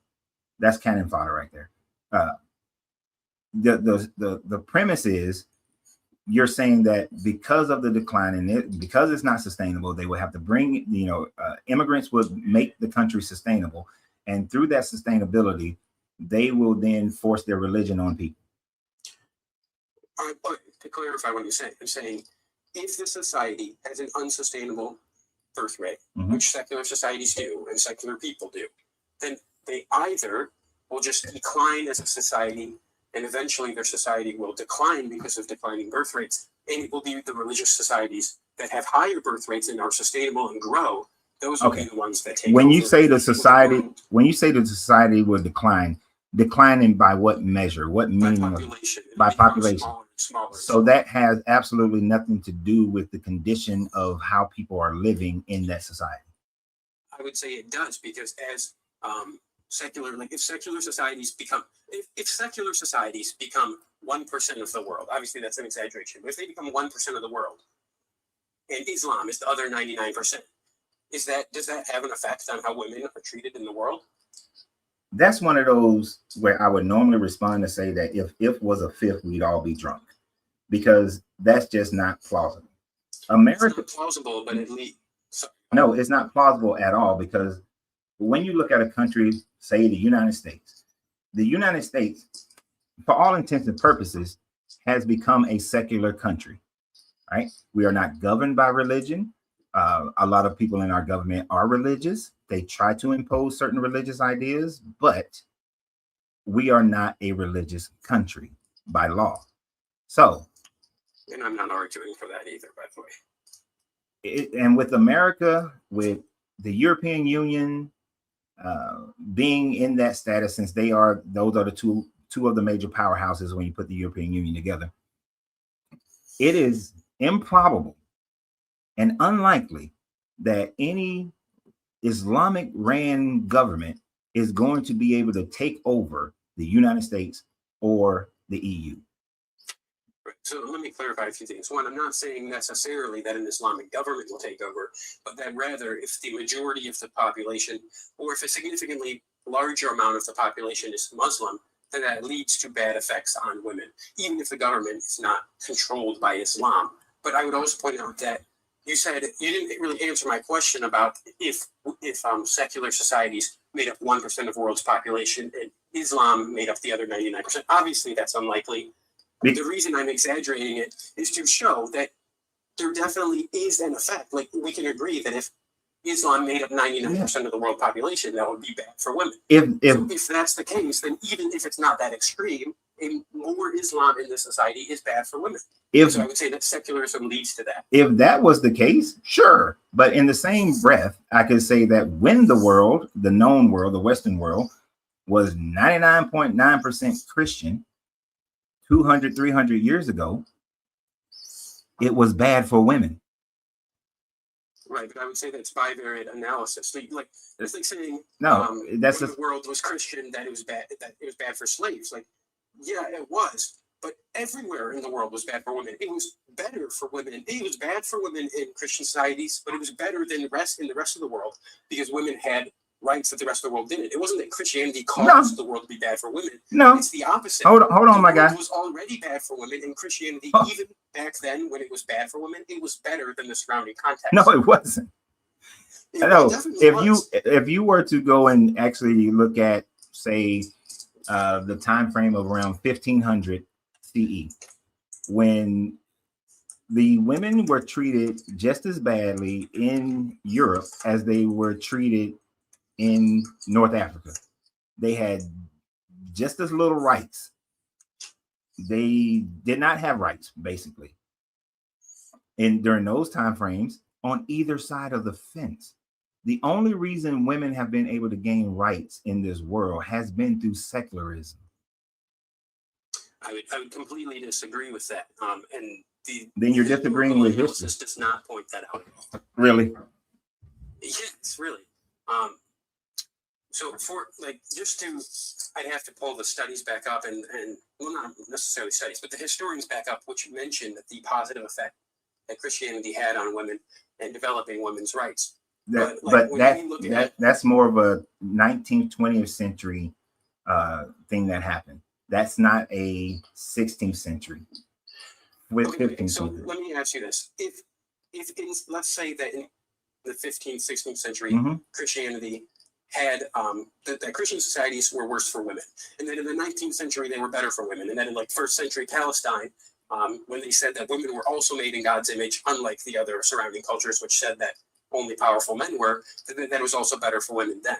If there's these societies that are sometimes better for women, sometimes worse for women, how can you determine that Christianity is causing it to be better or worse for women? And it's like looking at these these what's it called?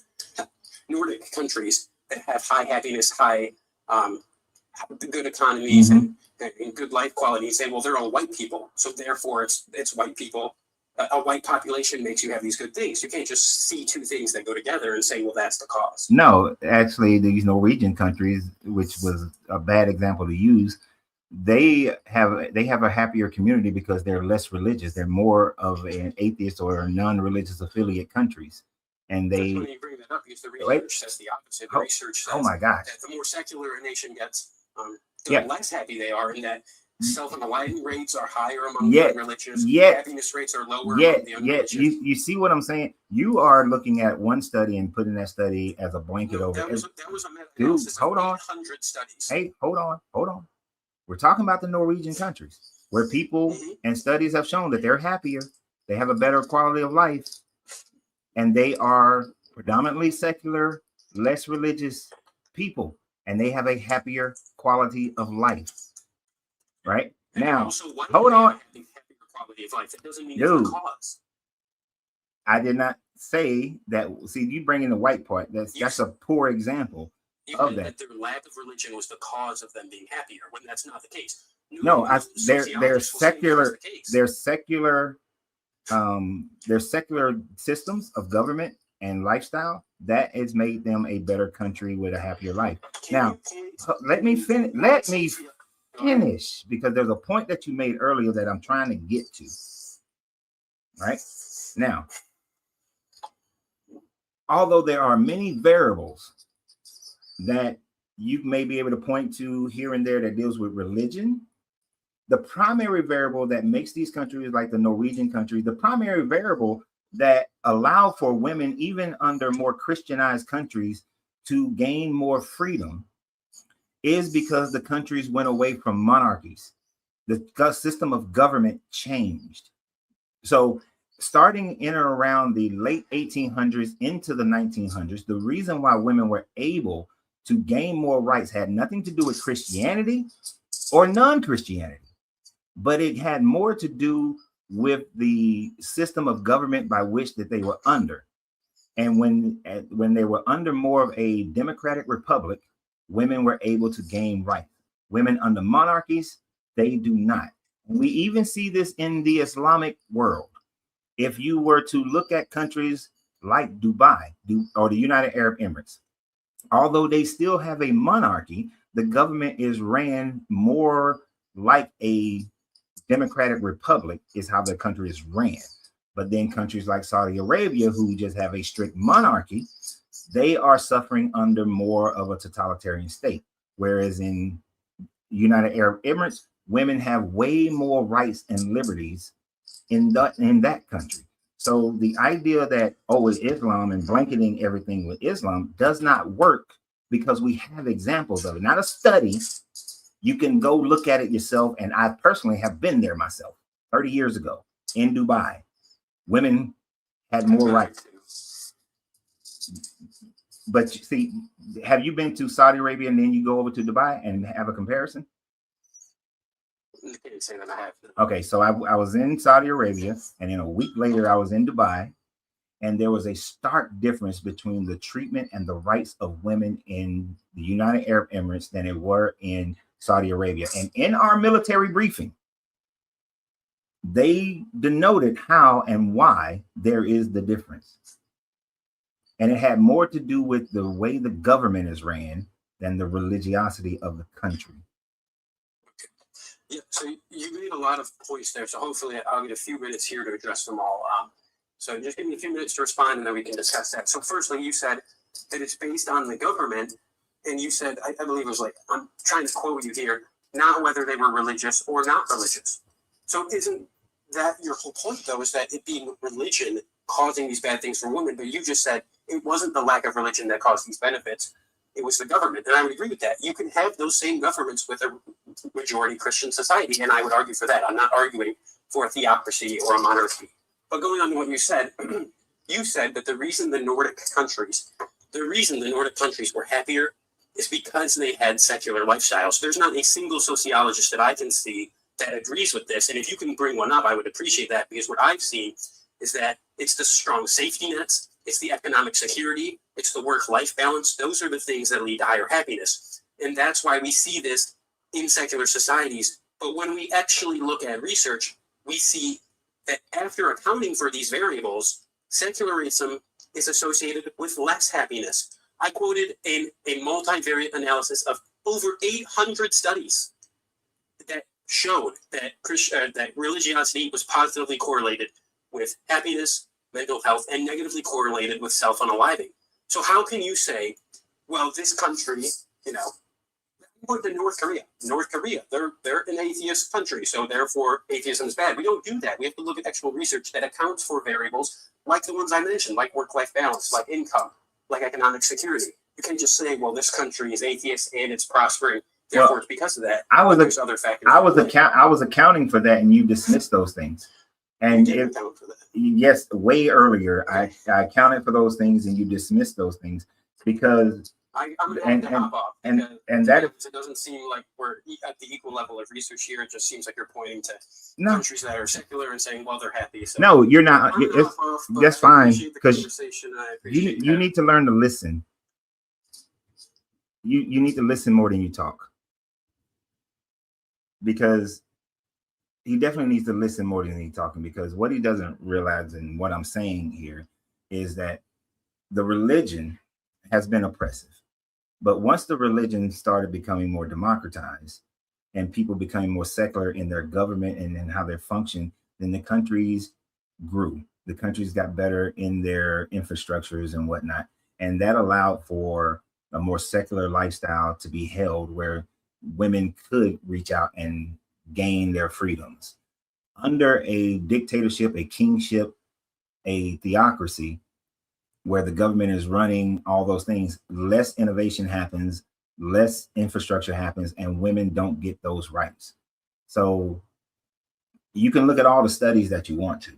What I'm looking at is the reality of what we have seen in history and the reality of what we see today. Studies are helpful, but studies are projecting out what may be a possibility. What studies are not demonstrating is what's real most of the time, right? Now, depending on the study, of course, measuring happiness, there are so many variables that are involved in measuring happiness. But what we do know is that when there's not a king, when there's not a dictator who is saying that, oh, we're going to follow this book, and when we're following this book, you women don't have rights. When there is some form of a democratized government of representation, then women have the opportunity to gain rights.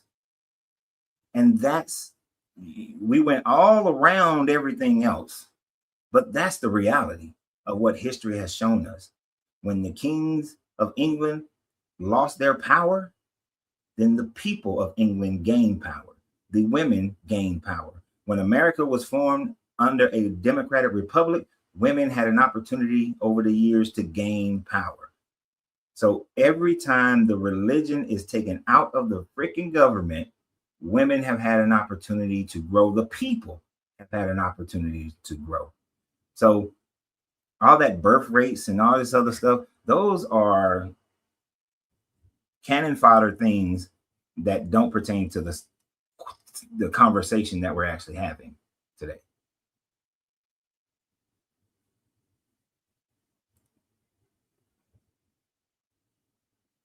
So how do you research a more secular nation?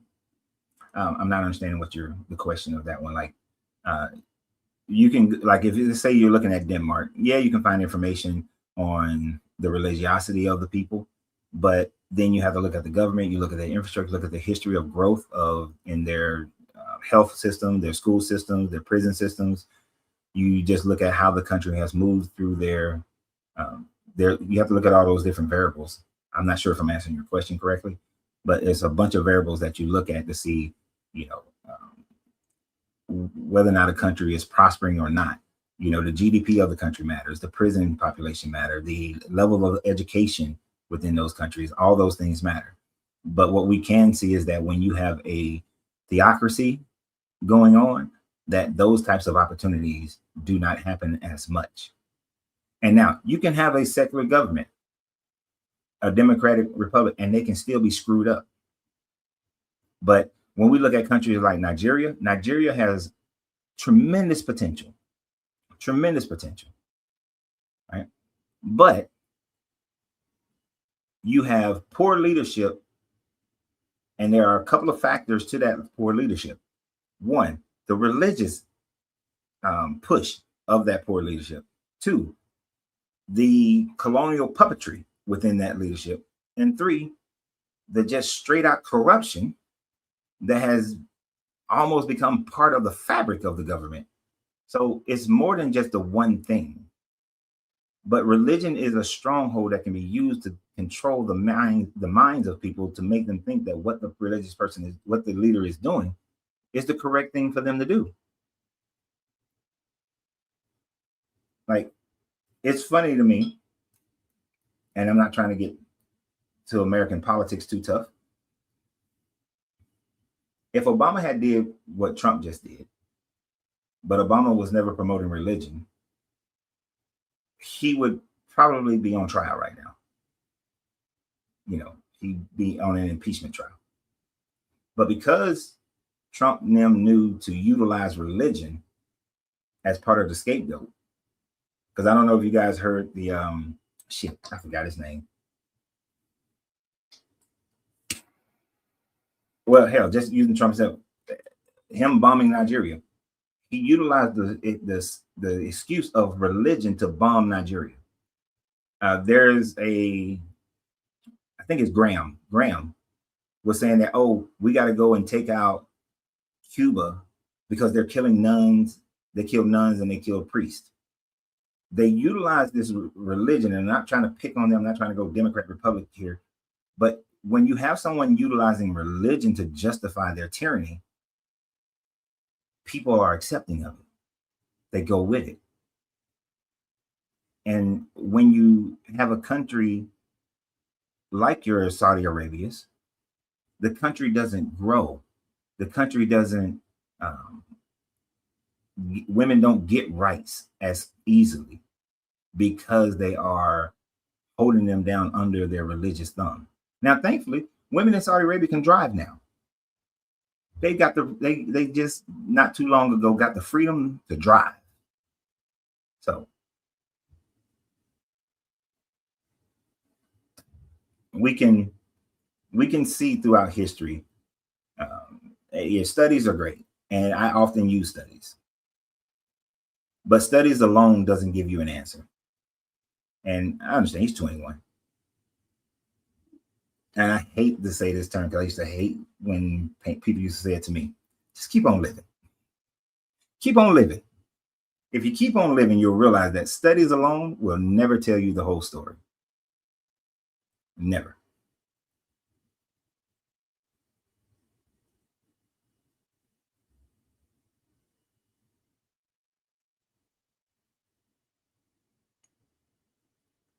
Let's see here. Let me put the link up here again.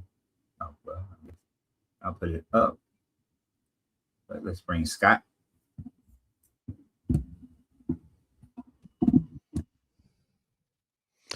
What's going on, Coach Renz? How you doing today, sir? How you doing? Oh, hold on. Check your microphone for echo reduction. Oh, okay. Yeah, I'm gonna check mine too, just to make sure it's not mine. I thought I turned the echo off. Yeah, I got. Yeah, that's yours. Cancellation off. Hopefully that did the trick. Nope. What is it? What is it doing? Is it echoing? Yeah, just on your part is getting echo. Really? Oh no. I'm gonna close the tab. I got the tab muted, but I'm gonna close it out altogether. Yeah, it sounds like a reverb. Like a reverb? Oh. Yeah. No, is that any better? Nope. Oh damn. Well, let's see if we can make it work. Okay. Well, if it's too bad, let me know. I'll jump off. I don't want to ruin the quality of your show. This is my production manager here. She doesn't do her job very well. Yeah, she needs a new job. Yeah, I think it's coming through because so you're using a microphone, but you're using speakers to be able to hear, right? Yeah. I didn't have a problem earlier. So you was on. I see. There I go. I had my mixing board, the reverb jacked all the way up.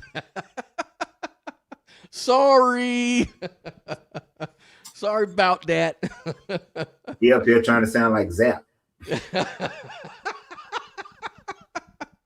They call me Roger Troutman, man. Hell yeah. So how you doing today, man? Pretty good. Good. Yeah, I wasn't gonna troll you today. It's all right. Yeah.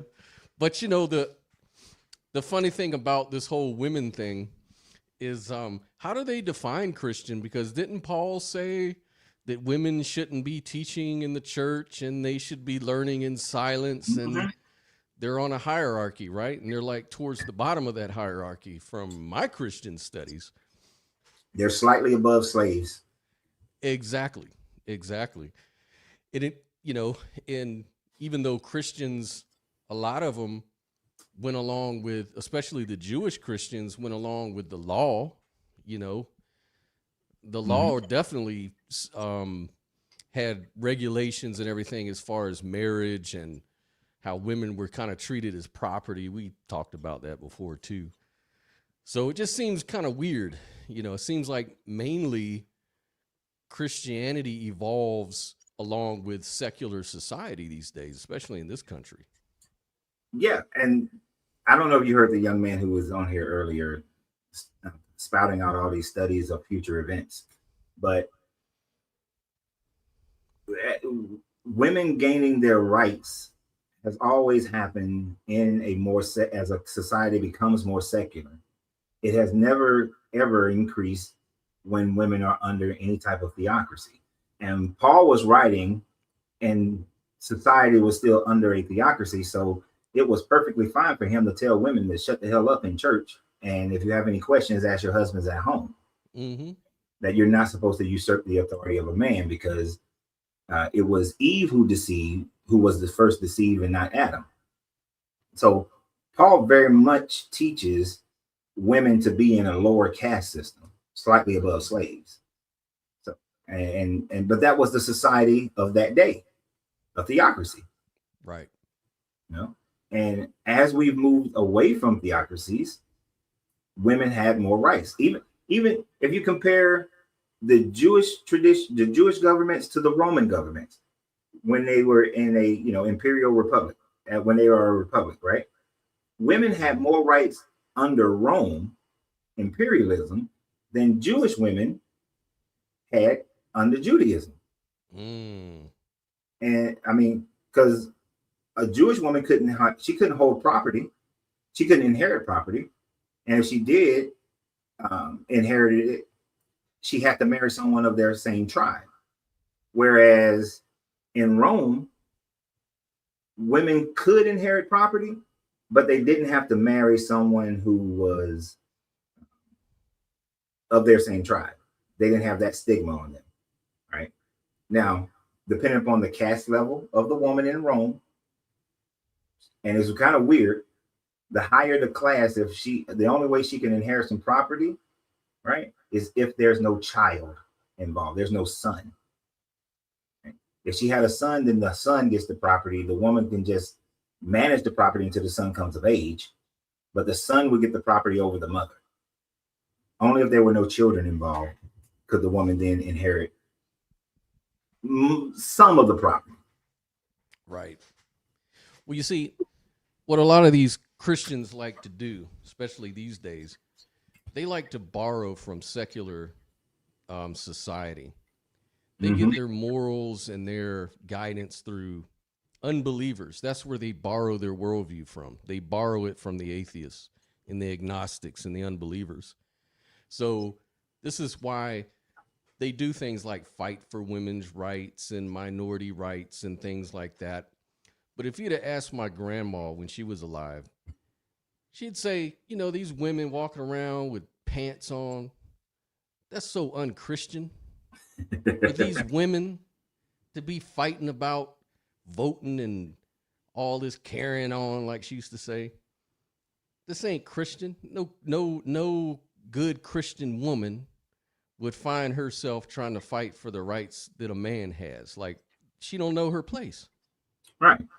And that's how these older folks used to see it. And so it's only now, because we've lost sight of all that, we just assume that it's always been the way it is today. Like, oh, see, because we encourage women's rights and equality, and we hear our preacher talk about that in church, that, we should fight for the equality of women and this and that. They just assume that's what Christianity is all about, man.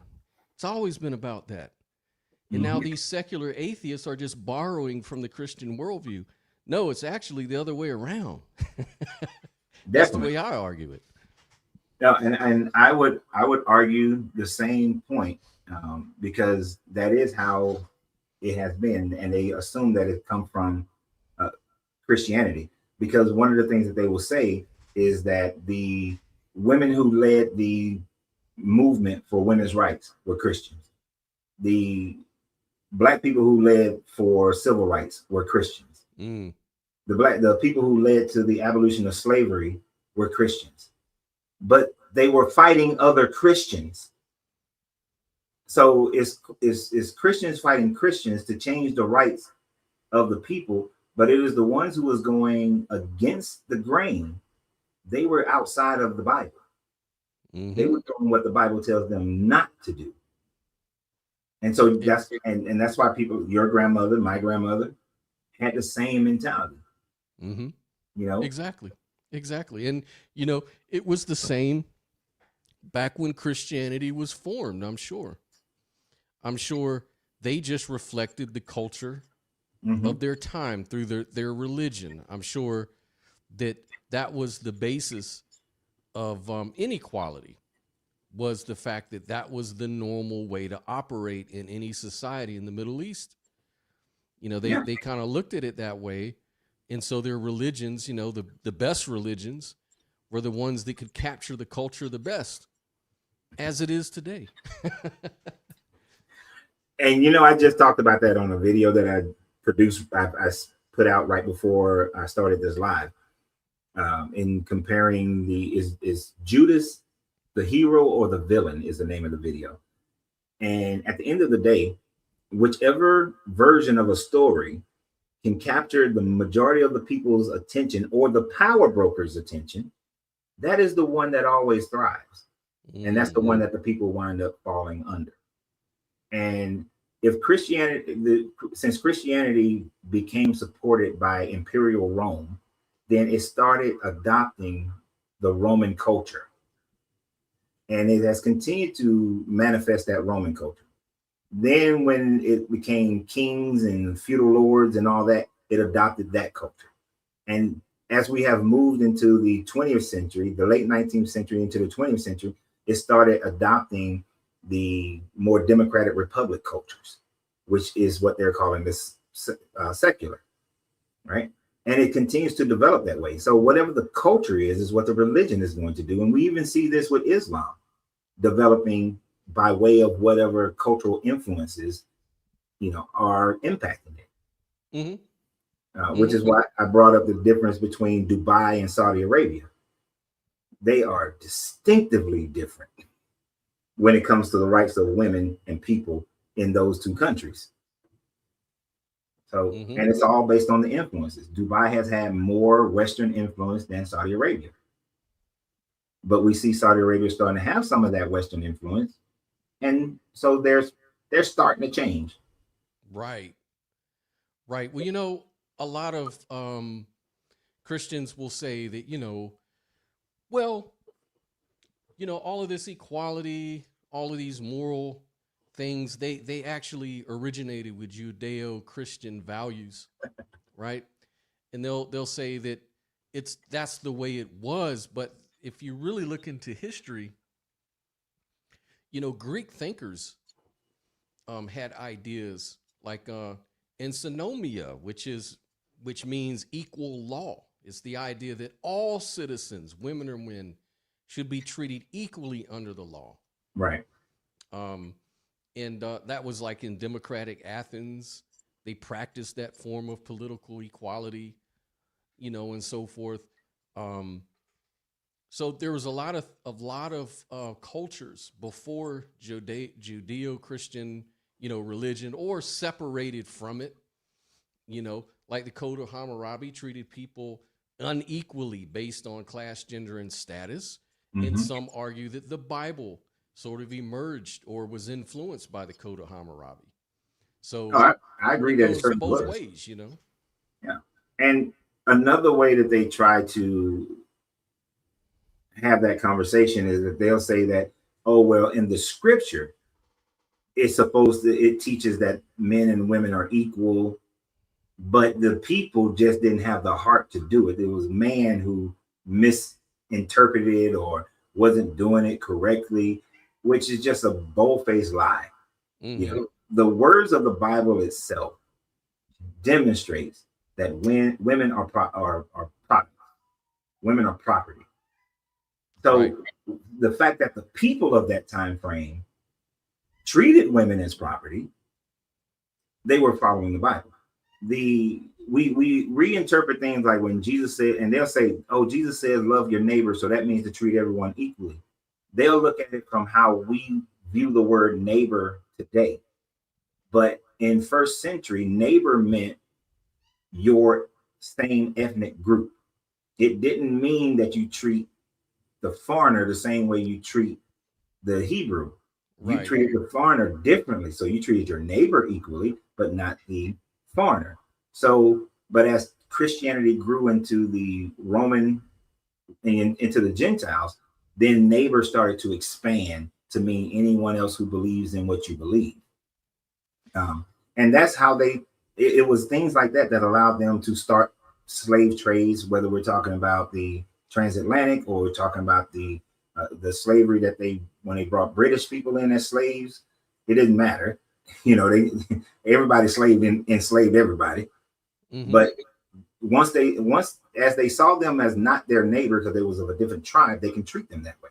So they'll reinterpret and renegotiate their text to fit how society is, how we view things today, instead of looking at how they viewed it then, because what neighbor meant back then is what it should still mean today, as far as reading this Bible. Yeah, and I mean when they say love your neighbor as yourself, well, what does that entail? That entails following the laws and commands of Yahweh. Hmm. And those laws and commands of Yahweh also regulated slavery and whole lot of other things. And so, as like I'm a non-dualist, right? So in my philosophy, so I see a lot of this problem in these sort of religions is they're very dualistic, Hmm. which is to say it's embedded with a lot of dichotomous thinking, like a lot of tribalism, a lot of um, separation mentality. Even Jesus says, I didn't come to bring peace. I came to bring a sword to Yeah. divide. And he goes on to talk about all the things he was going to divide people about. So, this is dualism. And Mhm. dualistic thinking is, in my view, it can be one of the root of evil things that people do to each other is based on you're different than me. Therefore, I'm justified to treat you inhumanely, Yeah. whether your difference is gender, race, whatever it is, religion, beliefs, whatever the case is. And this does not foster peace, not in society or even with individuals, because you're going to find yourself always arguing for people to believe what I believe, or else you're excluded from me. We don't Mhm. have peace among each other because you don't believe like I believe. And so they have this insecurity, this fear-based mentality. You have to believe, I have to convince you to believe as I do. And this is really just ape-like thinking, man. It's really unevolved kind of bullshit, in my view. No, I agree with you 100%. That is the thinking, and it is very ape like. It's very, we can't get along unless you believe exactly what I believe, which in modern day doctrines of Christianity they should not have that thought process, but because of their doctrinal changes that they've had now in the past, it was part of their doctrine because that was the mentality of it. The Jesus character, not only does he say he comes to, like a sword and to divide families and so on and so forth, but he clearly says that I came here for the Israelites, for the Jews. He ain't come here for nobody else. Came here for the Jews. But of course, they then cherry pick and say the Great Commission was to go out to the Jews first and then the Gentiles and so on and so forth, which all that demonstrates is that the Bible does not speak with one voice. The Bible has many different voices speaking, and so they're able to go and cherry pick different parts of the Bible and say, oh, see, there's equality right there.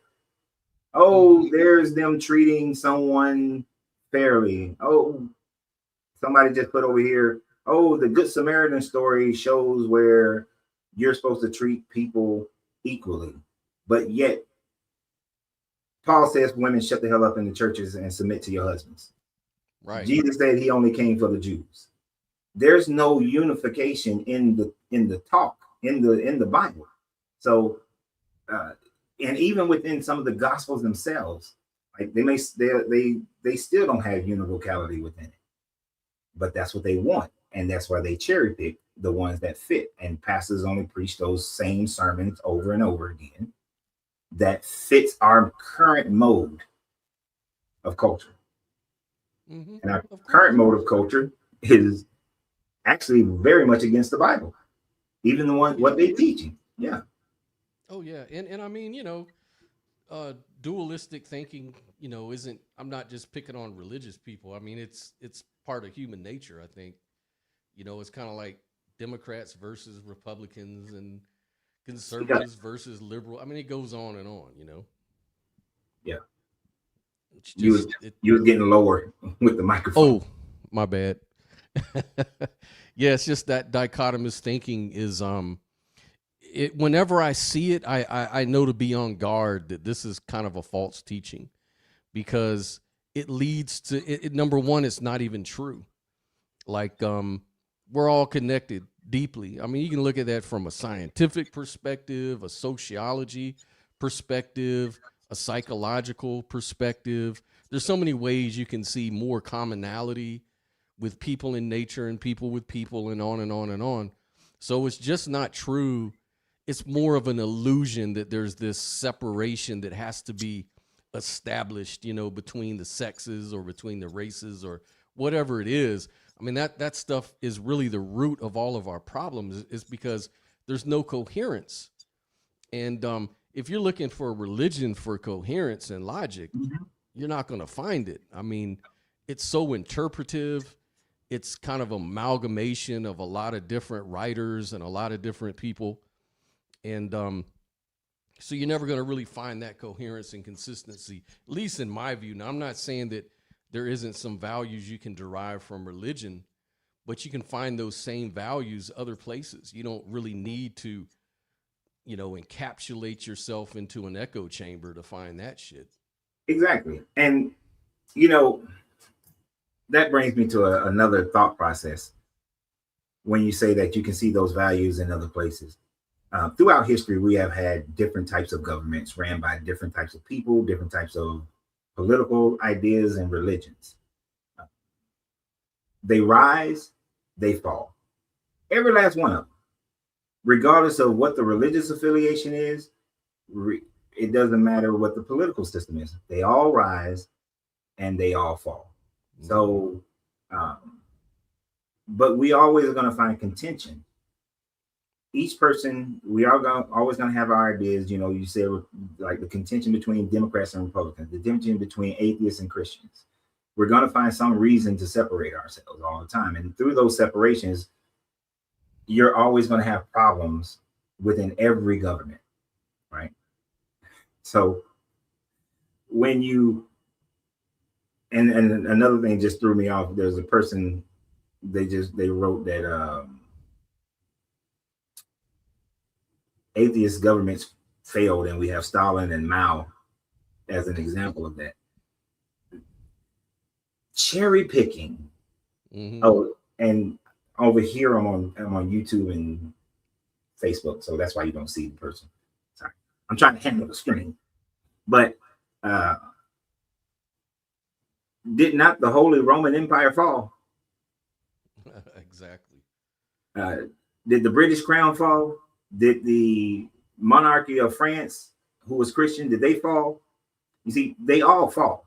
It doesn't matter about the religion or non-religion. Governments fall because they mistreat people, right?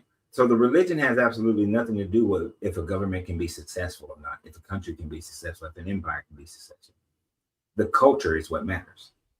And if the people are feeling like they're being dragged under the bus, then you're going, that nation is going to struggle to stay alive, right? So, and in every system, when you see the middle class go away and it's just the rich and the poor, that's when societies generally fall. Other than that, there's an invasion from another stronger force and it falls. So the religion part, as far as government, doesn't really matter as far as the society being able to maintain itself. What matters is how the people are treated.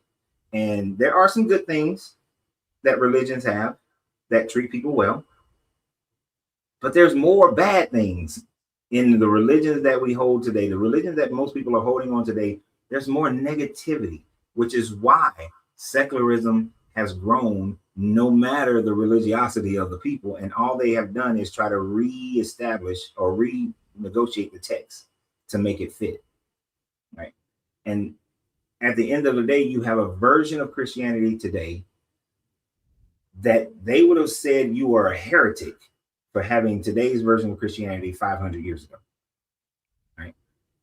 Damn near every Christian church that claim that they got the Holy Spirit and they're running around, y'all are heretics. All of them that got a woman in any leadership position or speaks in the church, you're a heretic. Right? The ones that are not led by priests from the Catholic Church, you're a heretic. So none of the church, hardly any of the church, even the Catholic Church would probably be considered heretical compared to the Catholic Church 500, 600 years ago. They are heretical. So yes, that's the power of Christianity, I think, is that what's kept it surviving so long is that it has embedded within it this way of adapting to its cultures, Hmm. because it was a proselytizing sort of movement. And so Paul would say, become all things to all people. And so you see Catholic Church, like if you go to South America or Haiti or things like that, you may see like some of their superstitions, like paganism, kind of mixed in. Like down here where I live, I'm not too far from Louisiana. And, in New Orleans, they got Yeah. like these churches you go to where some guy will be sitting in like a chair, right? Like the preacher, he'll sit Yeah. in like a huge chair and he'll be channeling spirits, and everybody will be out there waving their fans and stuff like that. And he'll be channeling and talking about, the spirit Baba, Daddy, you know, is telling me, about all of these issues, this and that, this and that. And it's almost like he's in a trance and everybody's just like singing along. And it just reminds me, it almost isn't like the Christianity I grew up with. It's almost like some sort of witchcraft mixed with Hmm. Christian sort of ideas. And so, I mean, this is how Christianity survives, because it Definitely. knows how to infiltrate into cultures and, resonate with the people. It's like even the SS, like in Germany, Yeah. on their belt buckle, what did it say? God mit uns, which means God with us. And you talking about evil done in the name of God. Oh my goodness. You know. One of my first year here in San Antonio, I've always heard about it, never seen it. But the most laughable thing to me is the second largest festival that's held in San Antonio, which is the Day of the Dead. Mm-hmm, mm-hmm. So you got ancient Aztec Mayan traditions mixed in with Christianity, where they are honoring they got these altars of all the dead people. They even had altars with dead pets, right? And it is this Day of the Dead festival where the ancestors can cross over, and you got to have on your altar, I forgot what it's called, a frenza, some shit like that. And you have to have, and you're honoring your dead ancestors. So it's basically ancestor worship, Mm-hmm. which fit real well with Catholicism because they have their saints. Mm-hmm. So they were able to merge this together. And you're right. How Christianity has been so malleable to cultures is the only reason it thrived. Well, after they finished killing people, first they had to kill and dominate people first. But as we became more secular, then it's the merging of the religion. They pretty much follow what the Greeks did when their Hellenization of people. We're going to merge our society with your society, find our commonalities, and kind of make them one under the umbrella. And by doing that, Christianity gets to grow and gets to stay. Well, it gets its staying power. Mm-hmm. But I think it's losing more and more of that as we continue to move forward with each generation. What do you mean? Like, as far as like secularism, or what do you mean? Secularism in combination with atheism. Ah. Now, many people are going over they're just religious hopping. They go from one religion to another religion, and they just continue to do that. But many of the younger generations, they're just not buying into the religion because they have access to information. Right. And the more access they have to information, the less they are to continue to believe in the Bible and the teachings of the Bible and so on and so forth. People have always, it seems that like, if you're a big believer in nature and, how things in nature evolve and things like that and change over generations and, adapt into their environments to create new ways of living or even new species, if you will. Mm-hmm. just based on that, you can kind of like make this evolutionary argument for the idea of beliefs, like the idea of attaching yourself to beliefs, because it seems like in an uncertain world, you could imagine like thousands of years ago on the savannah or something like that, where you're going to get your rain, where you're going to get your food, where you're going to get your whatever, your survival is pretty uncertain. And with all that uncertainty, you're looking for a solution. And so, if you appeal maybe to the gods or to the rain gods or to whatever, it seems like that could promote a sort of confidence that allows the human mind to flourish despite that uncertainty. Psychologically, like there's a lot of power in the mind. Like there's a lot of power with belief to overcome fears and that'll get you through the threshold. Like, it's like, I was going to give up, but something just told me to keep on going. So I did it. And then boom, I actually made it. You know what I mean? So it's almost like this need for belief may be hard coded into the human psyche somehow.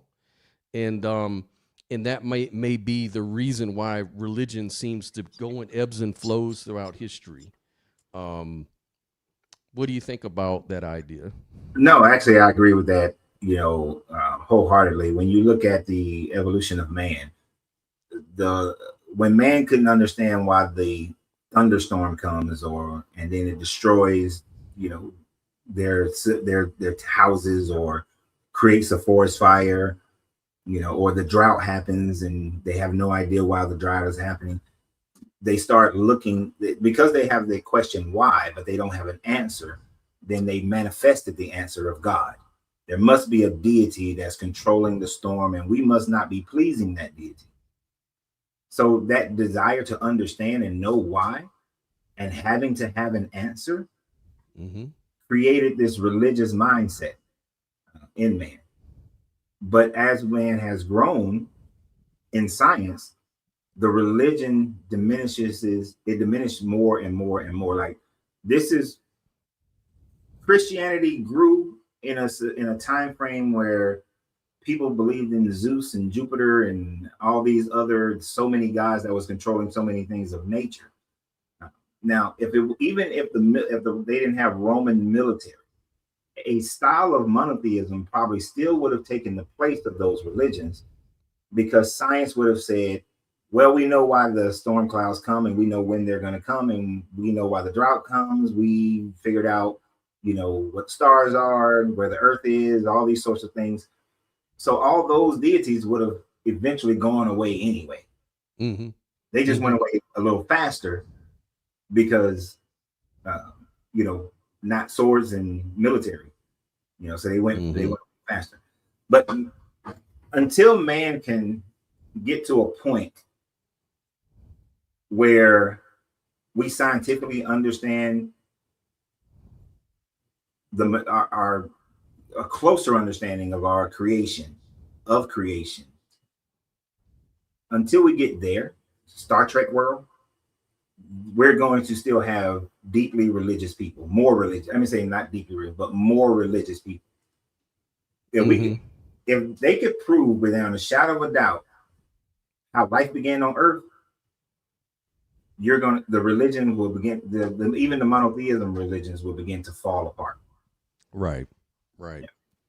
Yeah, especially those sort of frameworks, because they frame like in dualistic terms, like, you have the creator and you have the creation. And so they kind of like anthropomorphize the gods or the creative force that's behind everything. We don't really know any of that. We don't really know any of that kind of stuff. And my whole thing is, you have to be at peace with not knowing shit. Like, because you don't know shit, that's not the end of the world. Like, that just gives you the opportunity now to learn more shit. So, you don't want to really know everything, because then there'd be no mystery to life. It's kind of like, I was looking at, some of these AI researchers, right? Like, there's these AI researchers that are talking about AGI, this artificial intelligence, super artificial intelligence. And so what they're predicting, they're kind of to what you're talking about, like the solutions and the knowledge and all of that kind of stuff and how it creates, where we're going to be at as far as religious and stuff like that thinking. But they say, that, hey, let's say we could have AGI within the next 5-10 years, something like that. So what does that mean? Super AGI. It means we're going to have all the answers at our disposal for everything, according to what they project. Also, no one's going to need to really work because super AGI can do everything that people can do pretty much. So there'll be no need to work. There'll be no need to go discover anything. There'll be no need. So basically what they're saying is it's going to be turn life into a human zoo. Like we're just going to be like zoo animals taken care of, fed by the system with nothing to do. So they're like saying, okay, so what are we going to do about what can we think now before this shit really happens? If it happens, what can we do to mitigate all of that? So now they're talking about, well, let's design, we do this, we already do VR, right? Where you can kind of immerse yourself into video games and stuff like that. And it's very realistic.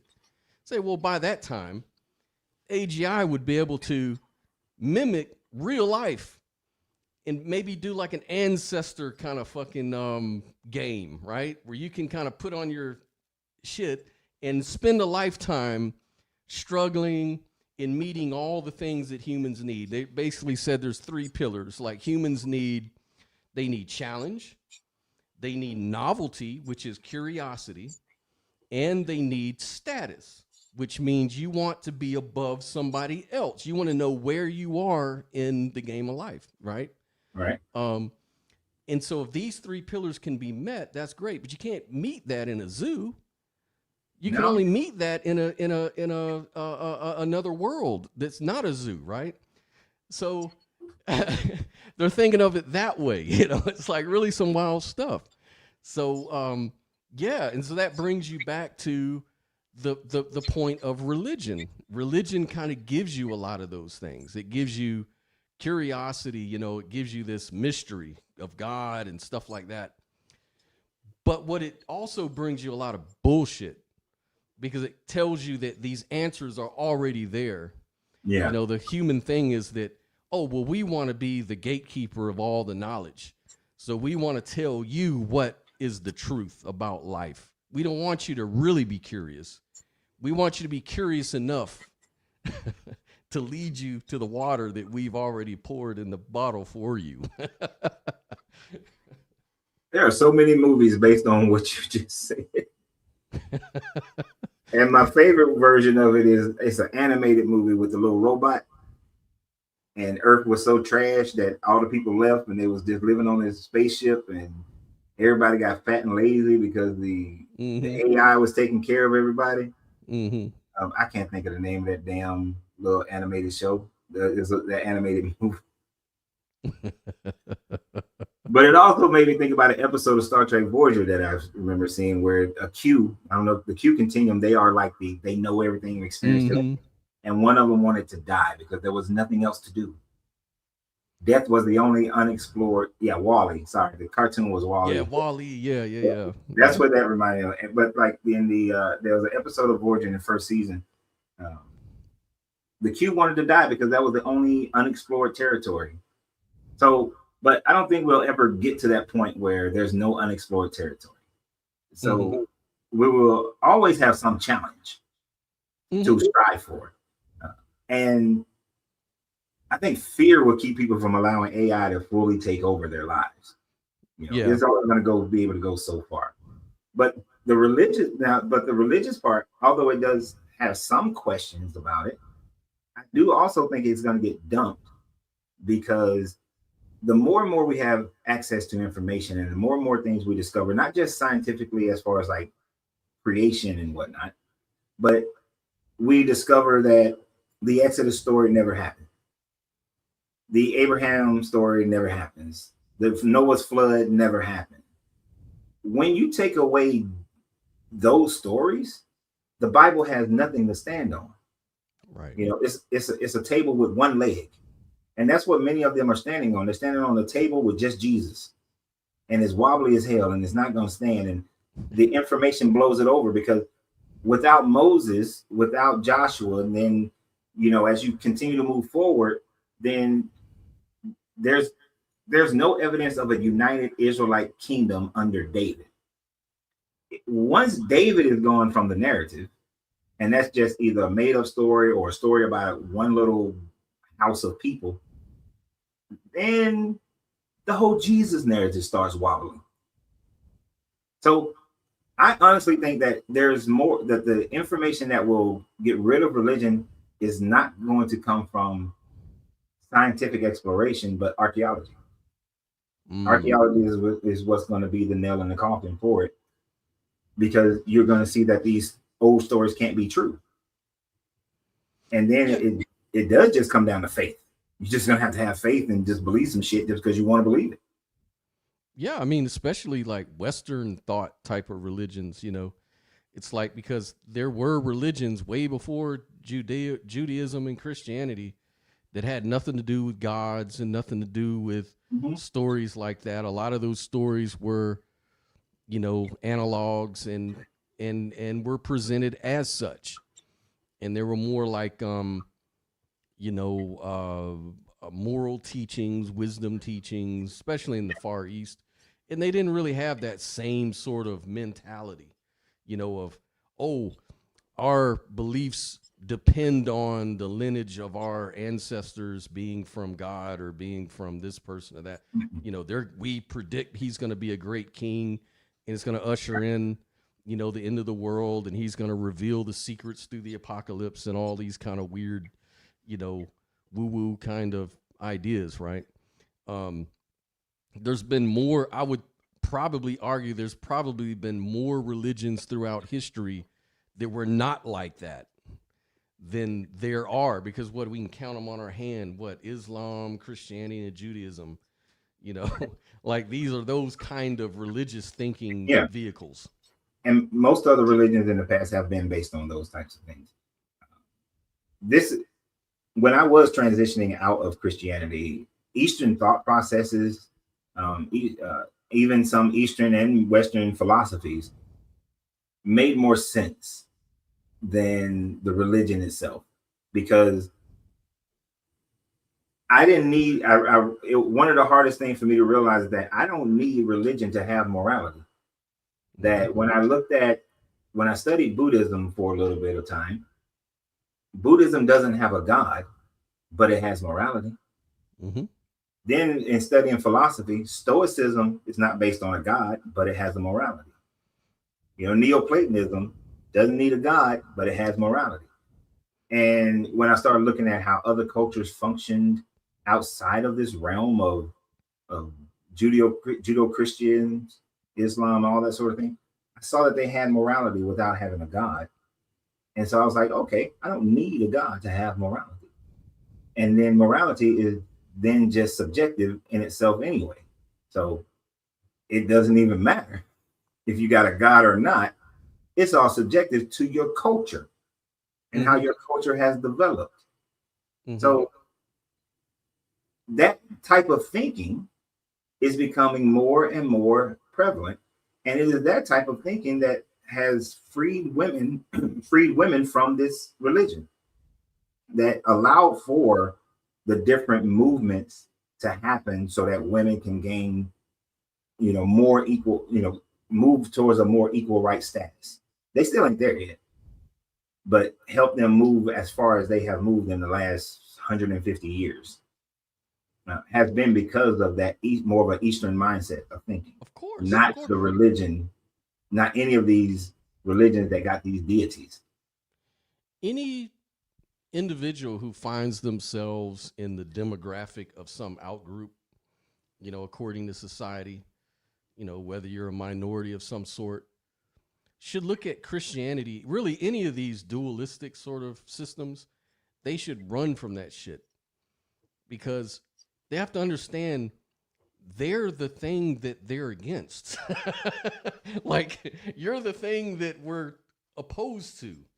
Like you're of this other race, you're of this other gender. You know, you're a homosexual, or you're an LGBTQ person that fits within that, right?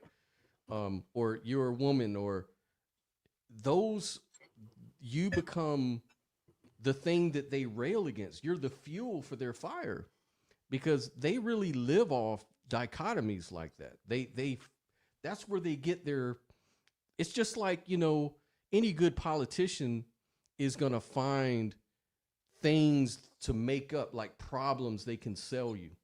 Mm-hmm. Hey man, do you ever notice those black people over there? They don't like you. Or you know, they're always complaining about shit. And it has to do with the things they put on you. Now, how does that make you feel? Don't you think we should bind together and get rid of these people, or somehow? Like, you know, that's their fuel, man. They live off of dualism. Like, they want to see the opposing tribe. They need, like, the Democrat, I always say this, Republicans need Democrats and Democrats need Republicans. Mm-hmm. Like, because if everybody's a Democrat, there ain't who's gonna vie for what. Like, right, who you gonna argue against? Then you just gotta argue internal policies. Right. Because I was having a little mini coaching session with this guy about his podcast, and you know, I told him, unfortunately, the primary way to get people to follow you is to create outrage. Yes. And you know, even growing up in different churches, the more the pastor talked about women being in the streets and dressing like hoes and then coming into the church, the more they talked about homosexuality.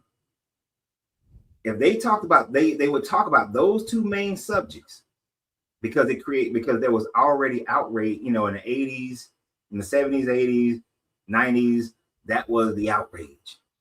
And we've seen some of that come back. Now, they don't talk about women as much anymore, because they know that their church is supported by women. Mm-hmm. So I've noticed a resurgence on the, you know, homosexuals, and you got to get rid of them and got to convert them, and they evil and they spreading this and they doing that, you know, because that has become more popularized in society. So now they're jumping back on that bandwagon to create outrage again. So they need those things to fight against, you know, to get people caught up. The person is going home and can't pay their bills, can't keep the lights on, don't have food, but I'm gonna get you outraged about how some other people are living their life that don't affect you. Mm-hmm. The whole MAGA movement, immigrants, and that was the thing, immigrants. It got the rural American not focused on the fact that they living in a damn trailer about to get blown away by a hurricane, barely feeding themselves. It got them caught up in thinking somebody was coming to take their trailer. And they were John Cougar Mellencamp records. Wait a minute, which John Cougar song? No, you know, I was you just reminded me of Chris Rock. He's a comedian, you know. Mm-hmm. And he said, you know, white people are always talking about how black people are all on welfare. It's like most people on welfare are white people. They sitting in their trailer parks listening to their John Cougar Mellencamp records. Oh. About to get hit by a tornado. Right. And if they think that the other group is taking all their money, yeah, right. Then I'm gonna rage against them. Exactly. It's crazy. Take their trailer away. Hey, you know how a country person gets all that shit back? They just play their country records backwards. That's all they talk about, is how they gonna lose their job and their woman and this and that. Well, Scott, with that, I'm gonna let somebody else come up here. All right, brother. You have a good one, man. I'm gonna keep watching. I appreciate you. You got him. All right. I appreciate Scott. Always good for the channel. Who's next? Oh shit. Are you not entertained? What up, IG? Hello, IG. Unmute yourself. IG. No, it's not Nubs. I thought it's not Nubs. Bishop Nubs been avoiding us this week. I guess he on vacation this week. IG. Well, he might. If IG is at work, y'all know that he what do you call it? The plantation. If he's at the plantation, then, you know. Okay, there you go. IG.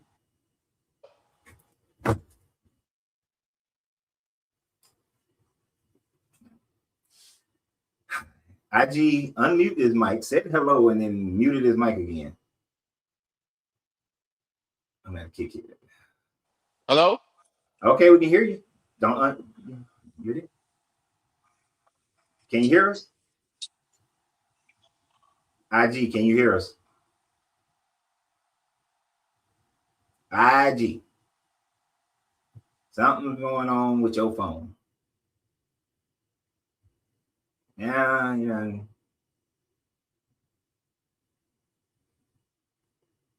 IG. So he clicked on the new link. Still got his microphone muted. Hello? We can hear you. Can you hear us? Yes, can you hear me now? I heard you the first time. I couldn't hear y'all.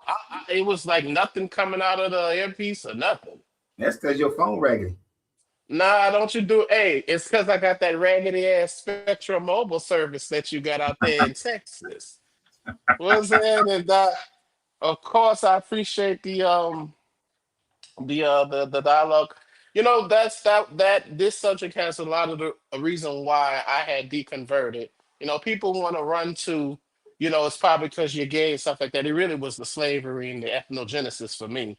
But Mhm. really, I have had female friends, and I noticed that, like, hold on, when I went back and read Genesis and certain things, I said, damn, like that. This is why I always say I would rather be a closeted gay man than to be a biological female in this system.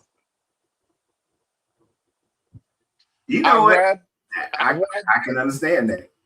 I'd rather be a closeted gay man than to be a biological female. That's a heavy statement. Because Elaborate, yeah, sir. because I understand that okay, my maleness because it's all it's the sausage party. As long as I'm a male, the God is a he, him, and his. Your antiquity, your vagina comes from my rib. The laws are set up for me in most cultures because of my maleness. So even I know I could be put to death as a man, but I know I could move about to participate in homosexuality more as a closeted man simply than you could just go to the market and get something.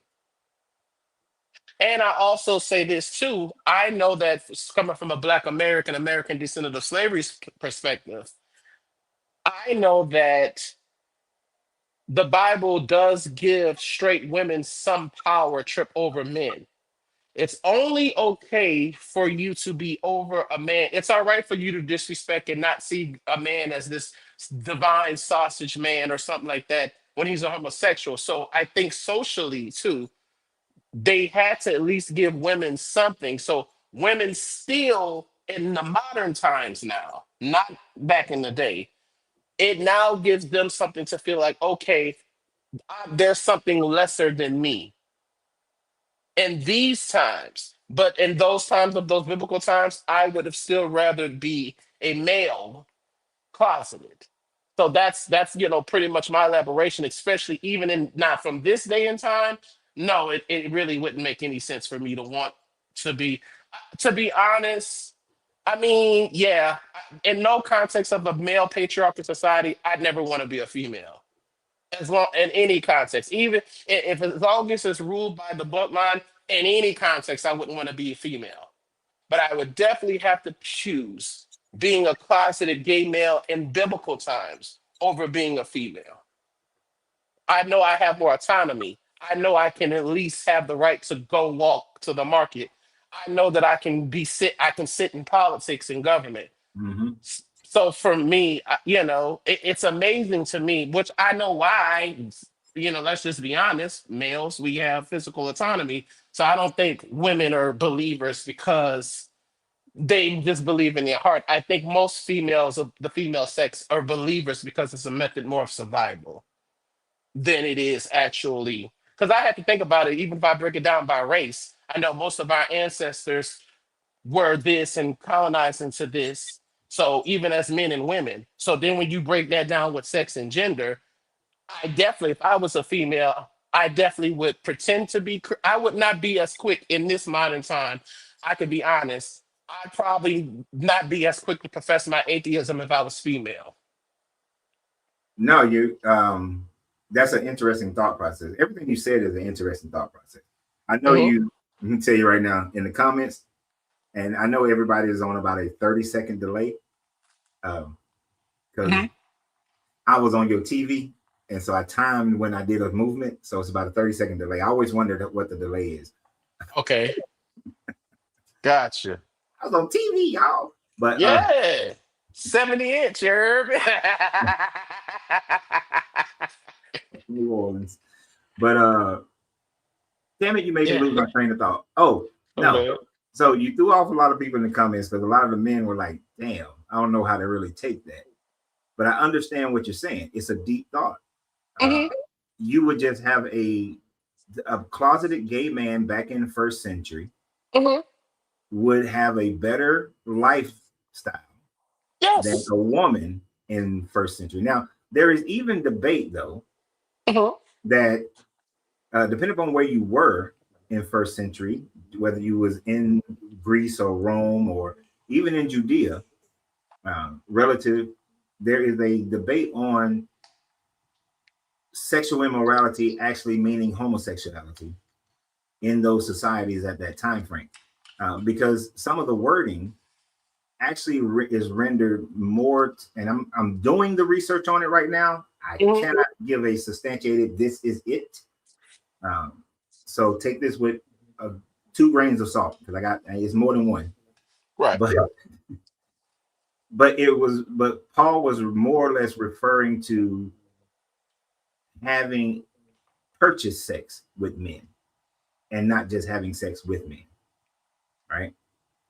So, Mm. but, and thank you, Miss Fifi and Drew for the gifts over there on TikTok. But I still got a lot more research to go into that one because, to me, from my understanding, the Bible preaches against it, and which is another reason why I can't understand why there are people in the LGBT community who are trying to be Christian. Doesn't make any sense to me. And I know the doctrine right now is that it don't fit. So I'd rather not be. But in first century, it may not have been as bad as we think it is, depending upon what the interpretation of the wording was in first century. Be that as it may, even if it was something that was looked upon as sexual immorality, I understand what you're really on screen. Now,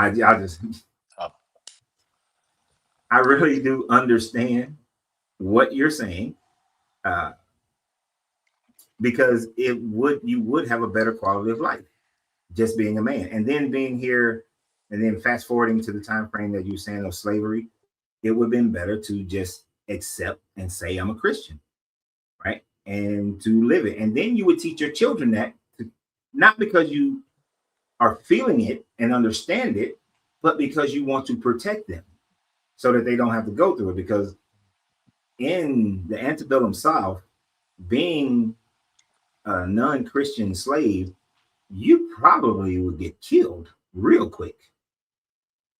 And even today, although when I as a black man tell other black men or black women, and it's different. When I tell black men that I don't believe in the Christian God, I get, oh, why not? And we have a reasonable, logical conversation. When I tell a black woman who's a Christian, I get this emotional, you're disgusting, how could you, as if I betrayed them response. And But even worse is when I see a black woman telling another black woman that she has walked away, she get almost a visceral response. Like the person is about to throw up because it's like, how dare you? How could you? This is, crazy. You must be insane. So there's a concoction of male dominance throughout all of it, where the males get a better quality of life than women get, no matter what the situation, no matter how it's viewed. And you can break it down into other groups as well, but in general, women are going to get it worse. I would imagine a white atheist man is an easier pathway than it is for a white atheist woman. You best believe, and even when it comes to being same gender loving, as us black, gay people like to say, it is an easier acceptance even for being a white gay man. Is not as inconsequential as it is being a black gay man. But that also goes to, without saying too. That's why it irritates me when people do this in our community. And like when black people like to say, well, black straight people like to say, well, you're putting your gayness before your blackness. No, you're putting my gayness before my blackness. I Mm-hmm. can see where have to deal with things because I could clearly see, even in heteronormativity, black heteronormativity through class, race, and economics is totally functioning in a lot different or has a different capacity in society than white heteronormativity. So it's amazing to me just because you throw some gay shit on it, all of a sudden you think that transcends race. That's ridiculous. Mm-hmm. Heteronormativity has not been able to transcend culture and everything just because of sexuality. So what makes people think just because you put homosexuality that nationalism, tribalism is not going to play a role? So when I was in the belief part, that vexed my spirit because I wasn't the type of gay man that ever wanted to be a woman, never.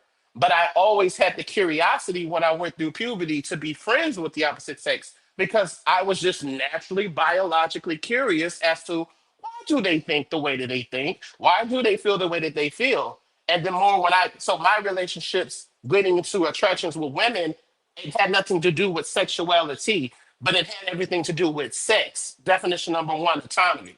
Mm-hmm. So when I was in this belief, I sought to see things that just didn't make logical sense as to why the opposite sex. And that bothered me that, well, hold on. The group of the female race has showed me love, what love was without sexuality before. Outside my parents, my female friends gave me the emotional support. So then how can I then turn around and then be okay, which this shit is already whooping my ass as a same gender loving black man. But Mm-hmm. I can see where there's more in the Bible mentioning shit against you because you're coochie more than me being the faggy.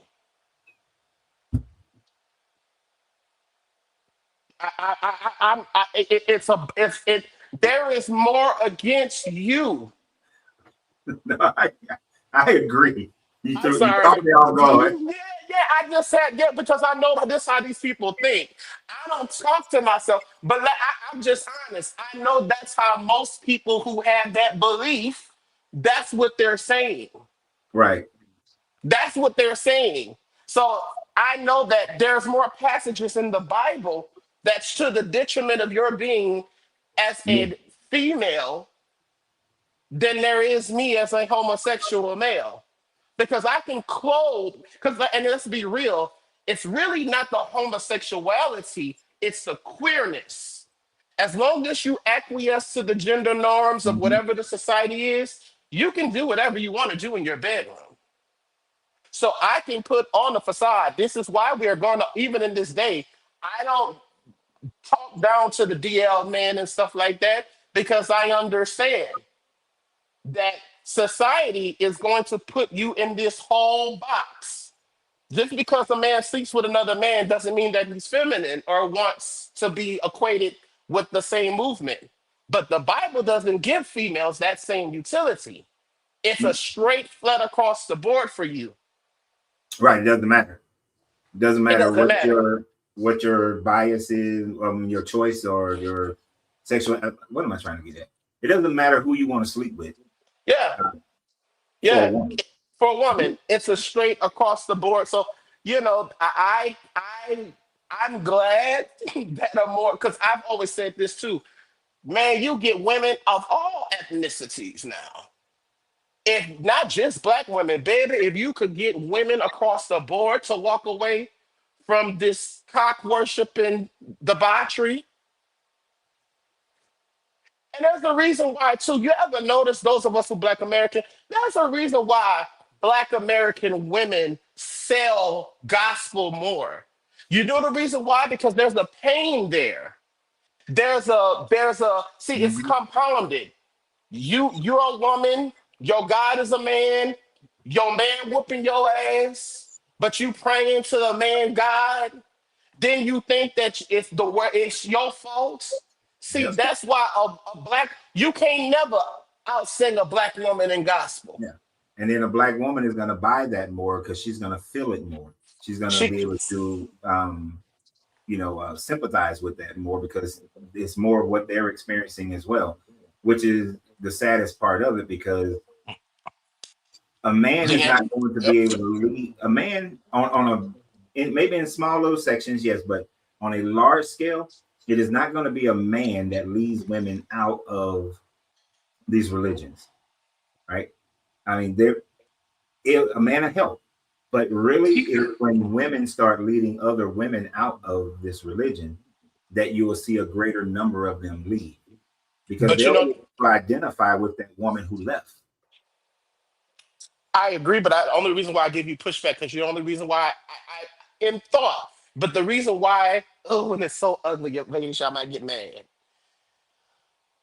It's gonna take a man because the women that are currently mind framed, they are male identified. It's going to take them to more men to start pushing them because the women in their mind has it that the men shall lead, men shall rule until Mhm. they remove that. But if I think to get there faster, I don't necessarily disagree, but Now, I think that. I, But you get what I'm saying? I I get what think. you're saying, and I was going to give you some pushback because I was But going to name a couple of people. But when I think about some mm, of the more dominant women who have walked away and they have the following and whatnot, they even though they are feminine, they display more male aggressiveness. Shit, excuse so me. you just fucked up my pushback. Just to let you know, because you probably know who I was going to name to go against that. I was going to name Thinker as one, Mhm. and Fushado, or I always mess up her name. And It- even though they are married to men, and well, I don't know Thinker, she's not married to men, but they like men. They are the more aggressive. Um, they have more aggressive qualities when they come in. They talk about these sorts of things. So it is okay. yeah, it's unfortunate because I've realized that one thing sometimes, and this is maybe just my anecdotal, but I know it's not. I have seen more women that are more homeful, that are more patriarchally male identified Mm-hmm. than other men. And again, and I'm not saying this to be, that's why I don't really, y'all hold women accountable, but I can't really, I don't want to bully, I can't bully you, girl, for not being physically strong enough to kill this nigga. Because if I'm another man, because if I'm That's the another, word that I don't like. I'm sorry, to kill this ninja. But I can say the F bomb. I'm just playing. But Yeah, anyway, yeah. Well, but not I'm saying really. not really, I right? I had to think about which F bomb you But, dropped, but no. what I'm saying is that I can't be the same black American man and want to say, oh, the white man, he has me outsmarted and all this other shit. Not to say that I walk around thinking this, but then I want to ignore this is where the people who killed me who want to start focus on sex and gender when it comes to everything else. My common sense mind, I can't blame you for not being in a position. Because I'm so sure if, like certain species, animal creatures of the planet, the female has just enough an equal footing to defend herself against males. I am so sure if females were just biologically, physically able for being dominated from men, they Mhm. would not acquiesce to most of this philosophy.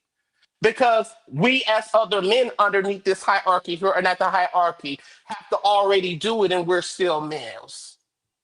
Yeah. So if it works for that, it kills me when a group of oppressed people then can't compartmentalize that because it should be perfectly clear.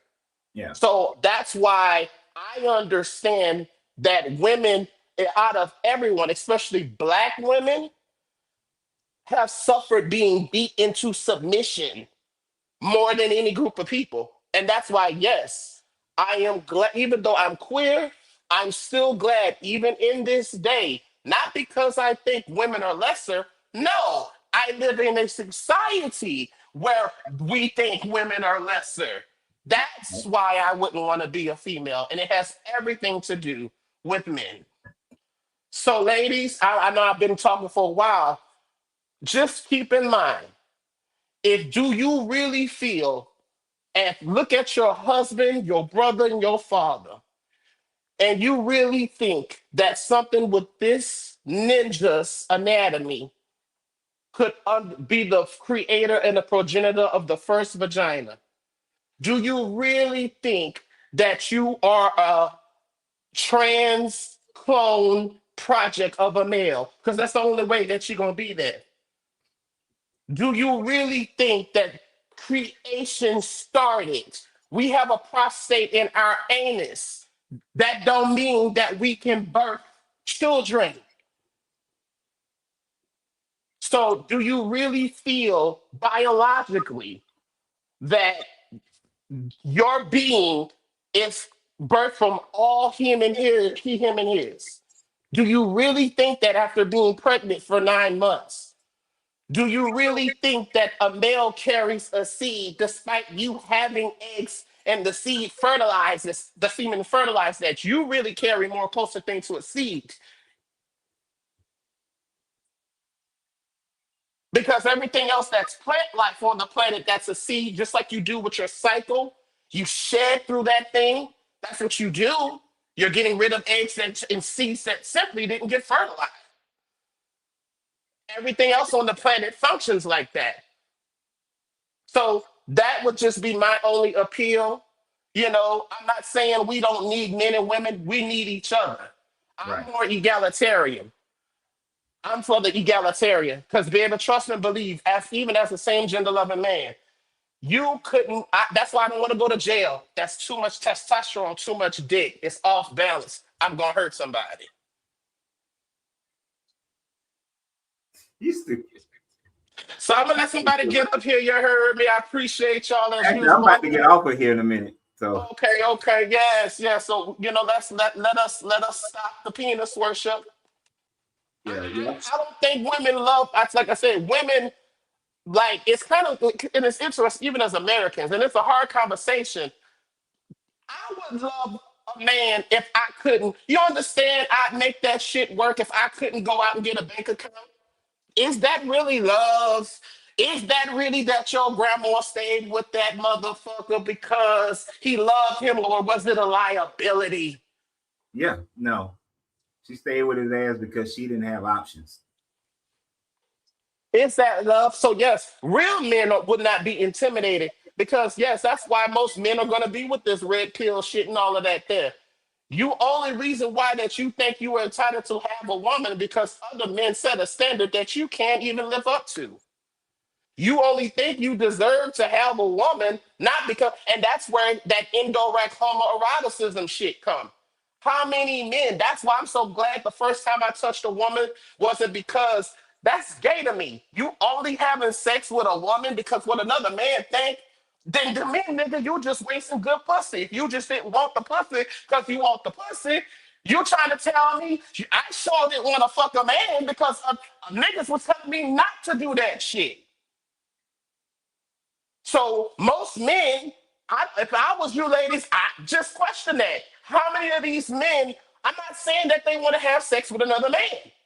I'm saying though, how many of that has to do with them wanting to have sex because what other men think? Most of y'all children were born not because that nigga was attracted to you. No, he just cared about you were part of the package that patriarchal set up for him, and I'ma shut the fuck up. You part of the window dressing. You're the accommodations. I'll talk to y'all later. Bye. All right. See you later. You're the accommodations. This joke.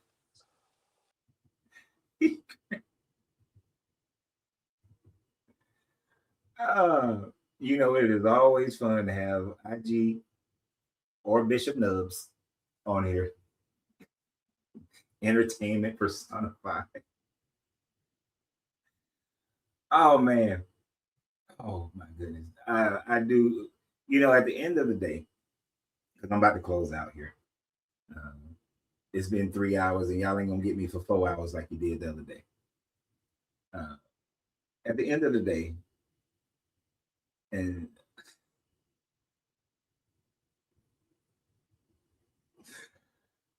I am glad that we are moving more and more over the last 150 years to a more secular world.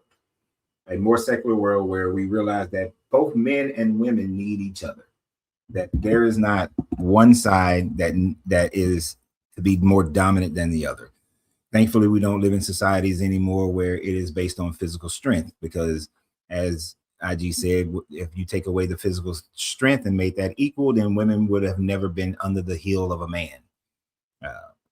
But the fact that that has created through the hunter-gatherer, agricultural, and even in the industrial age, that kind of a premise, thankfully as we move more and more into the information age around the world, kind of like what Mirror was saying, the equality has an opportunity to grow. The equality has an opportunity to stand up and be taken seriously. Thankfully, women don't need a man to get a bank account. Women don't need a man to buy a house or things of that nature. But we need each other. We do need each other. The young lady who was in the comments earlier, I can tell personifies the women should dominate men kind of mentality. No one should be dominating anyone. We should all be able to be the best versions of ourselves and choose the best versions of ourselves and choose the best mates for ourselves. It shouldn't be based on what a society has deemed is more sustainable, as the young man who was on here just talking about, who he's talking about, reports. I forgot the name of what to call it, goddamn report. But that we should all just be able to grow and be our greatest version of ourselves. That's it. That's it. And one of the ways of doing that is these repressive religions. I wouldn't even mind if everybody moved to a less repressive religion, like some new religion come, and it don't have to be a new religion, because even though there's a lot more equality in religions like Buddhism, Buddhism still has pretty much a patriarchy that's a part of it as well. How many women monks do you see? And most of the time you see the women monks are serving the male monks. So even in Buddhism, there's still a patriarchy that's in play. So honestly, it will have to be a new religion of humanism that's based on humanism, that's based on all of us developing and understanding that everybody deserves equality, right? That's it. That's the bottom line. And that is a religion that I would support. And the mere fact is that religion would have to have, if it does have all religions have to have a God. That religion would have to have like a androgynous or hermaphrodite God. So maybe the new religion, if you wanted to start it, your God would have to be hermaphrodite in order to have equal treatment under that religion, because none of the current, not now one of the current religions in the world today has equal treatment for women, and Christianity is one of the worst ones. And as long as it still breathes, it's still going to have that patriarchy, no matter how many doctrines they come up with, changing doctrines, only cherry picking the verses that will fit their new paradigms. Eventually it falls apart. And Prince Durfor is saying, or multiple guys, you would have to have equality, like kind of like how in the Sumerians, Anu couldn't produce nothing without Namu. Namu couldn't produce nothing without Anu. So you got to have equality, but then one can't then supersede the other as Anu superseded Namu. So, we have to have it will have to be a religion of equality. But I would prefer no religion whatsoever. Just pure, everybody deserves equality. Everybody deserves to have the opportunity to live the best life that they possibly can. And the reason why I say that, Miss Fifi, because there is always going to be those humans who need religion in order to have some level of self-worth, unfortunately. There's always going to be somebody. Is your belief more important than the truth? If you can't answer that question correctly, I don't care what you have to say. Yeah, truth is what matters the most. So even when we talk, if we were getting to the creation of man, it wasn't, the first person wasn't a woman, the first person wasn't a man.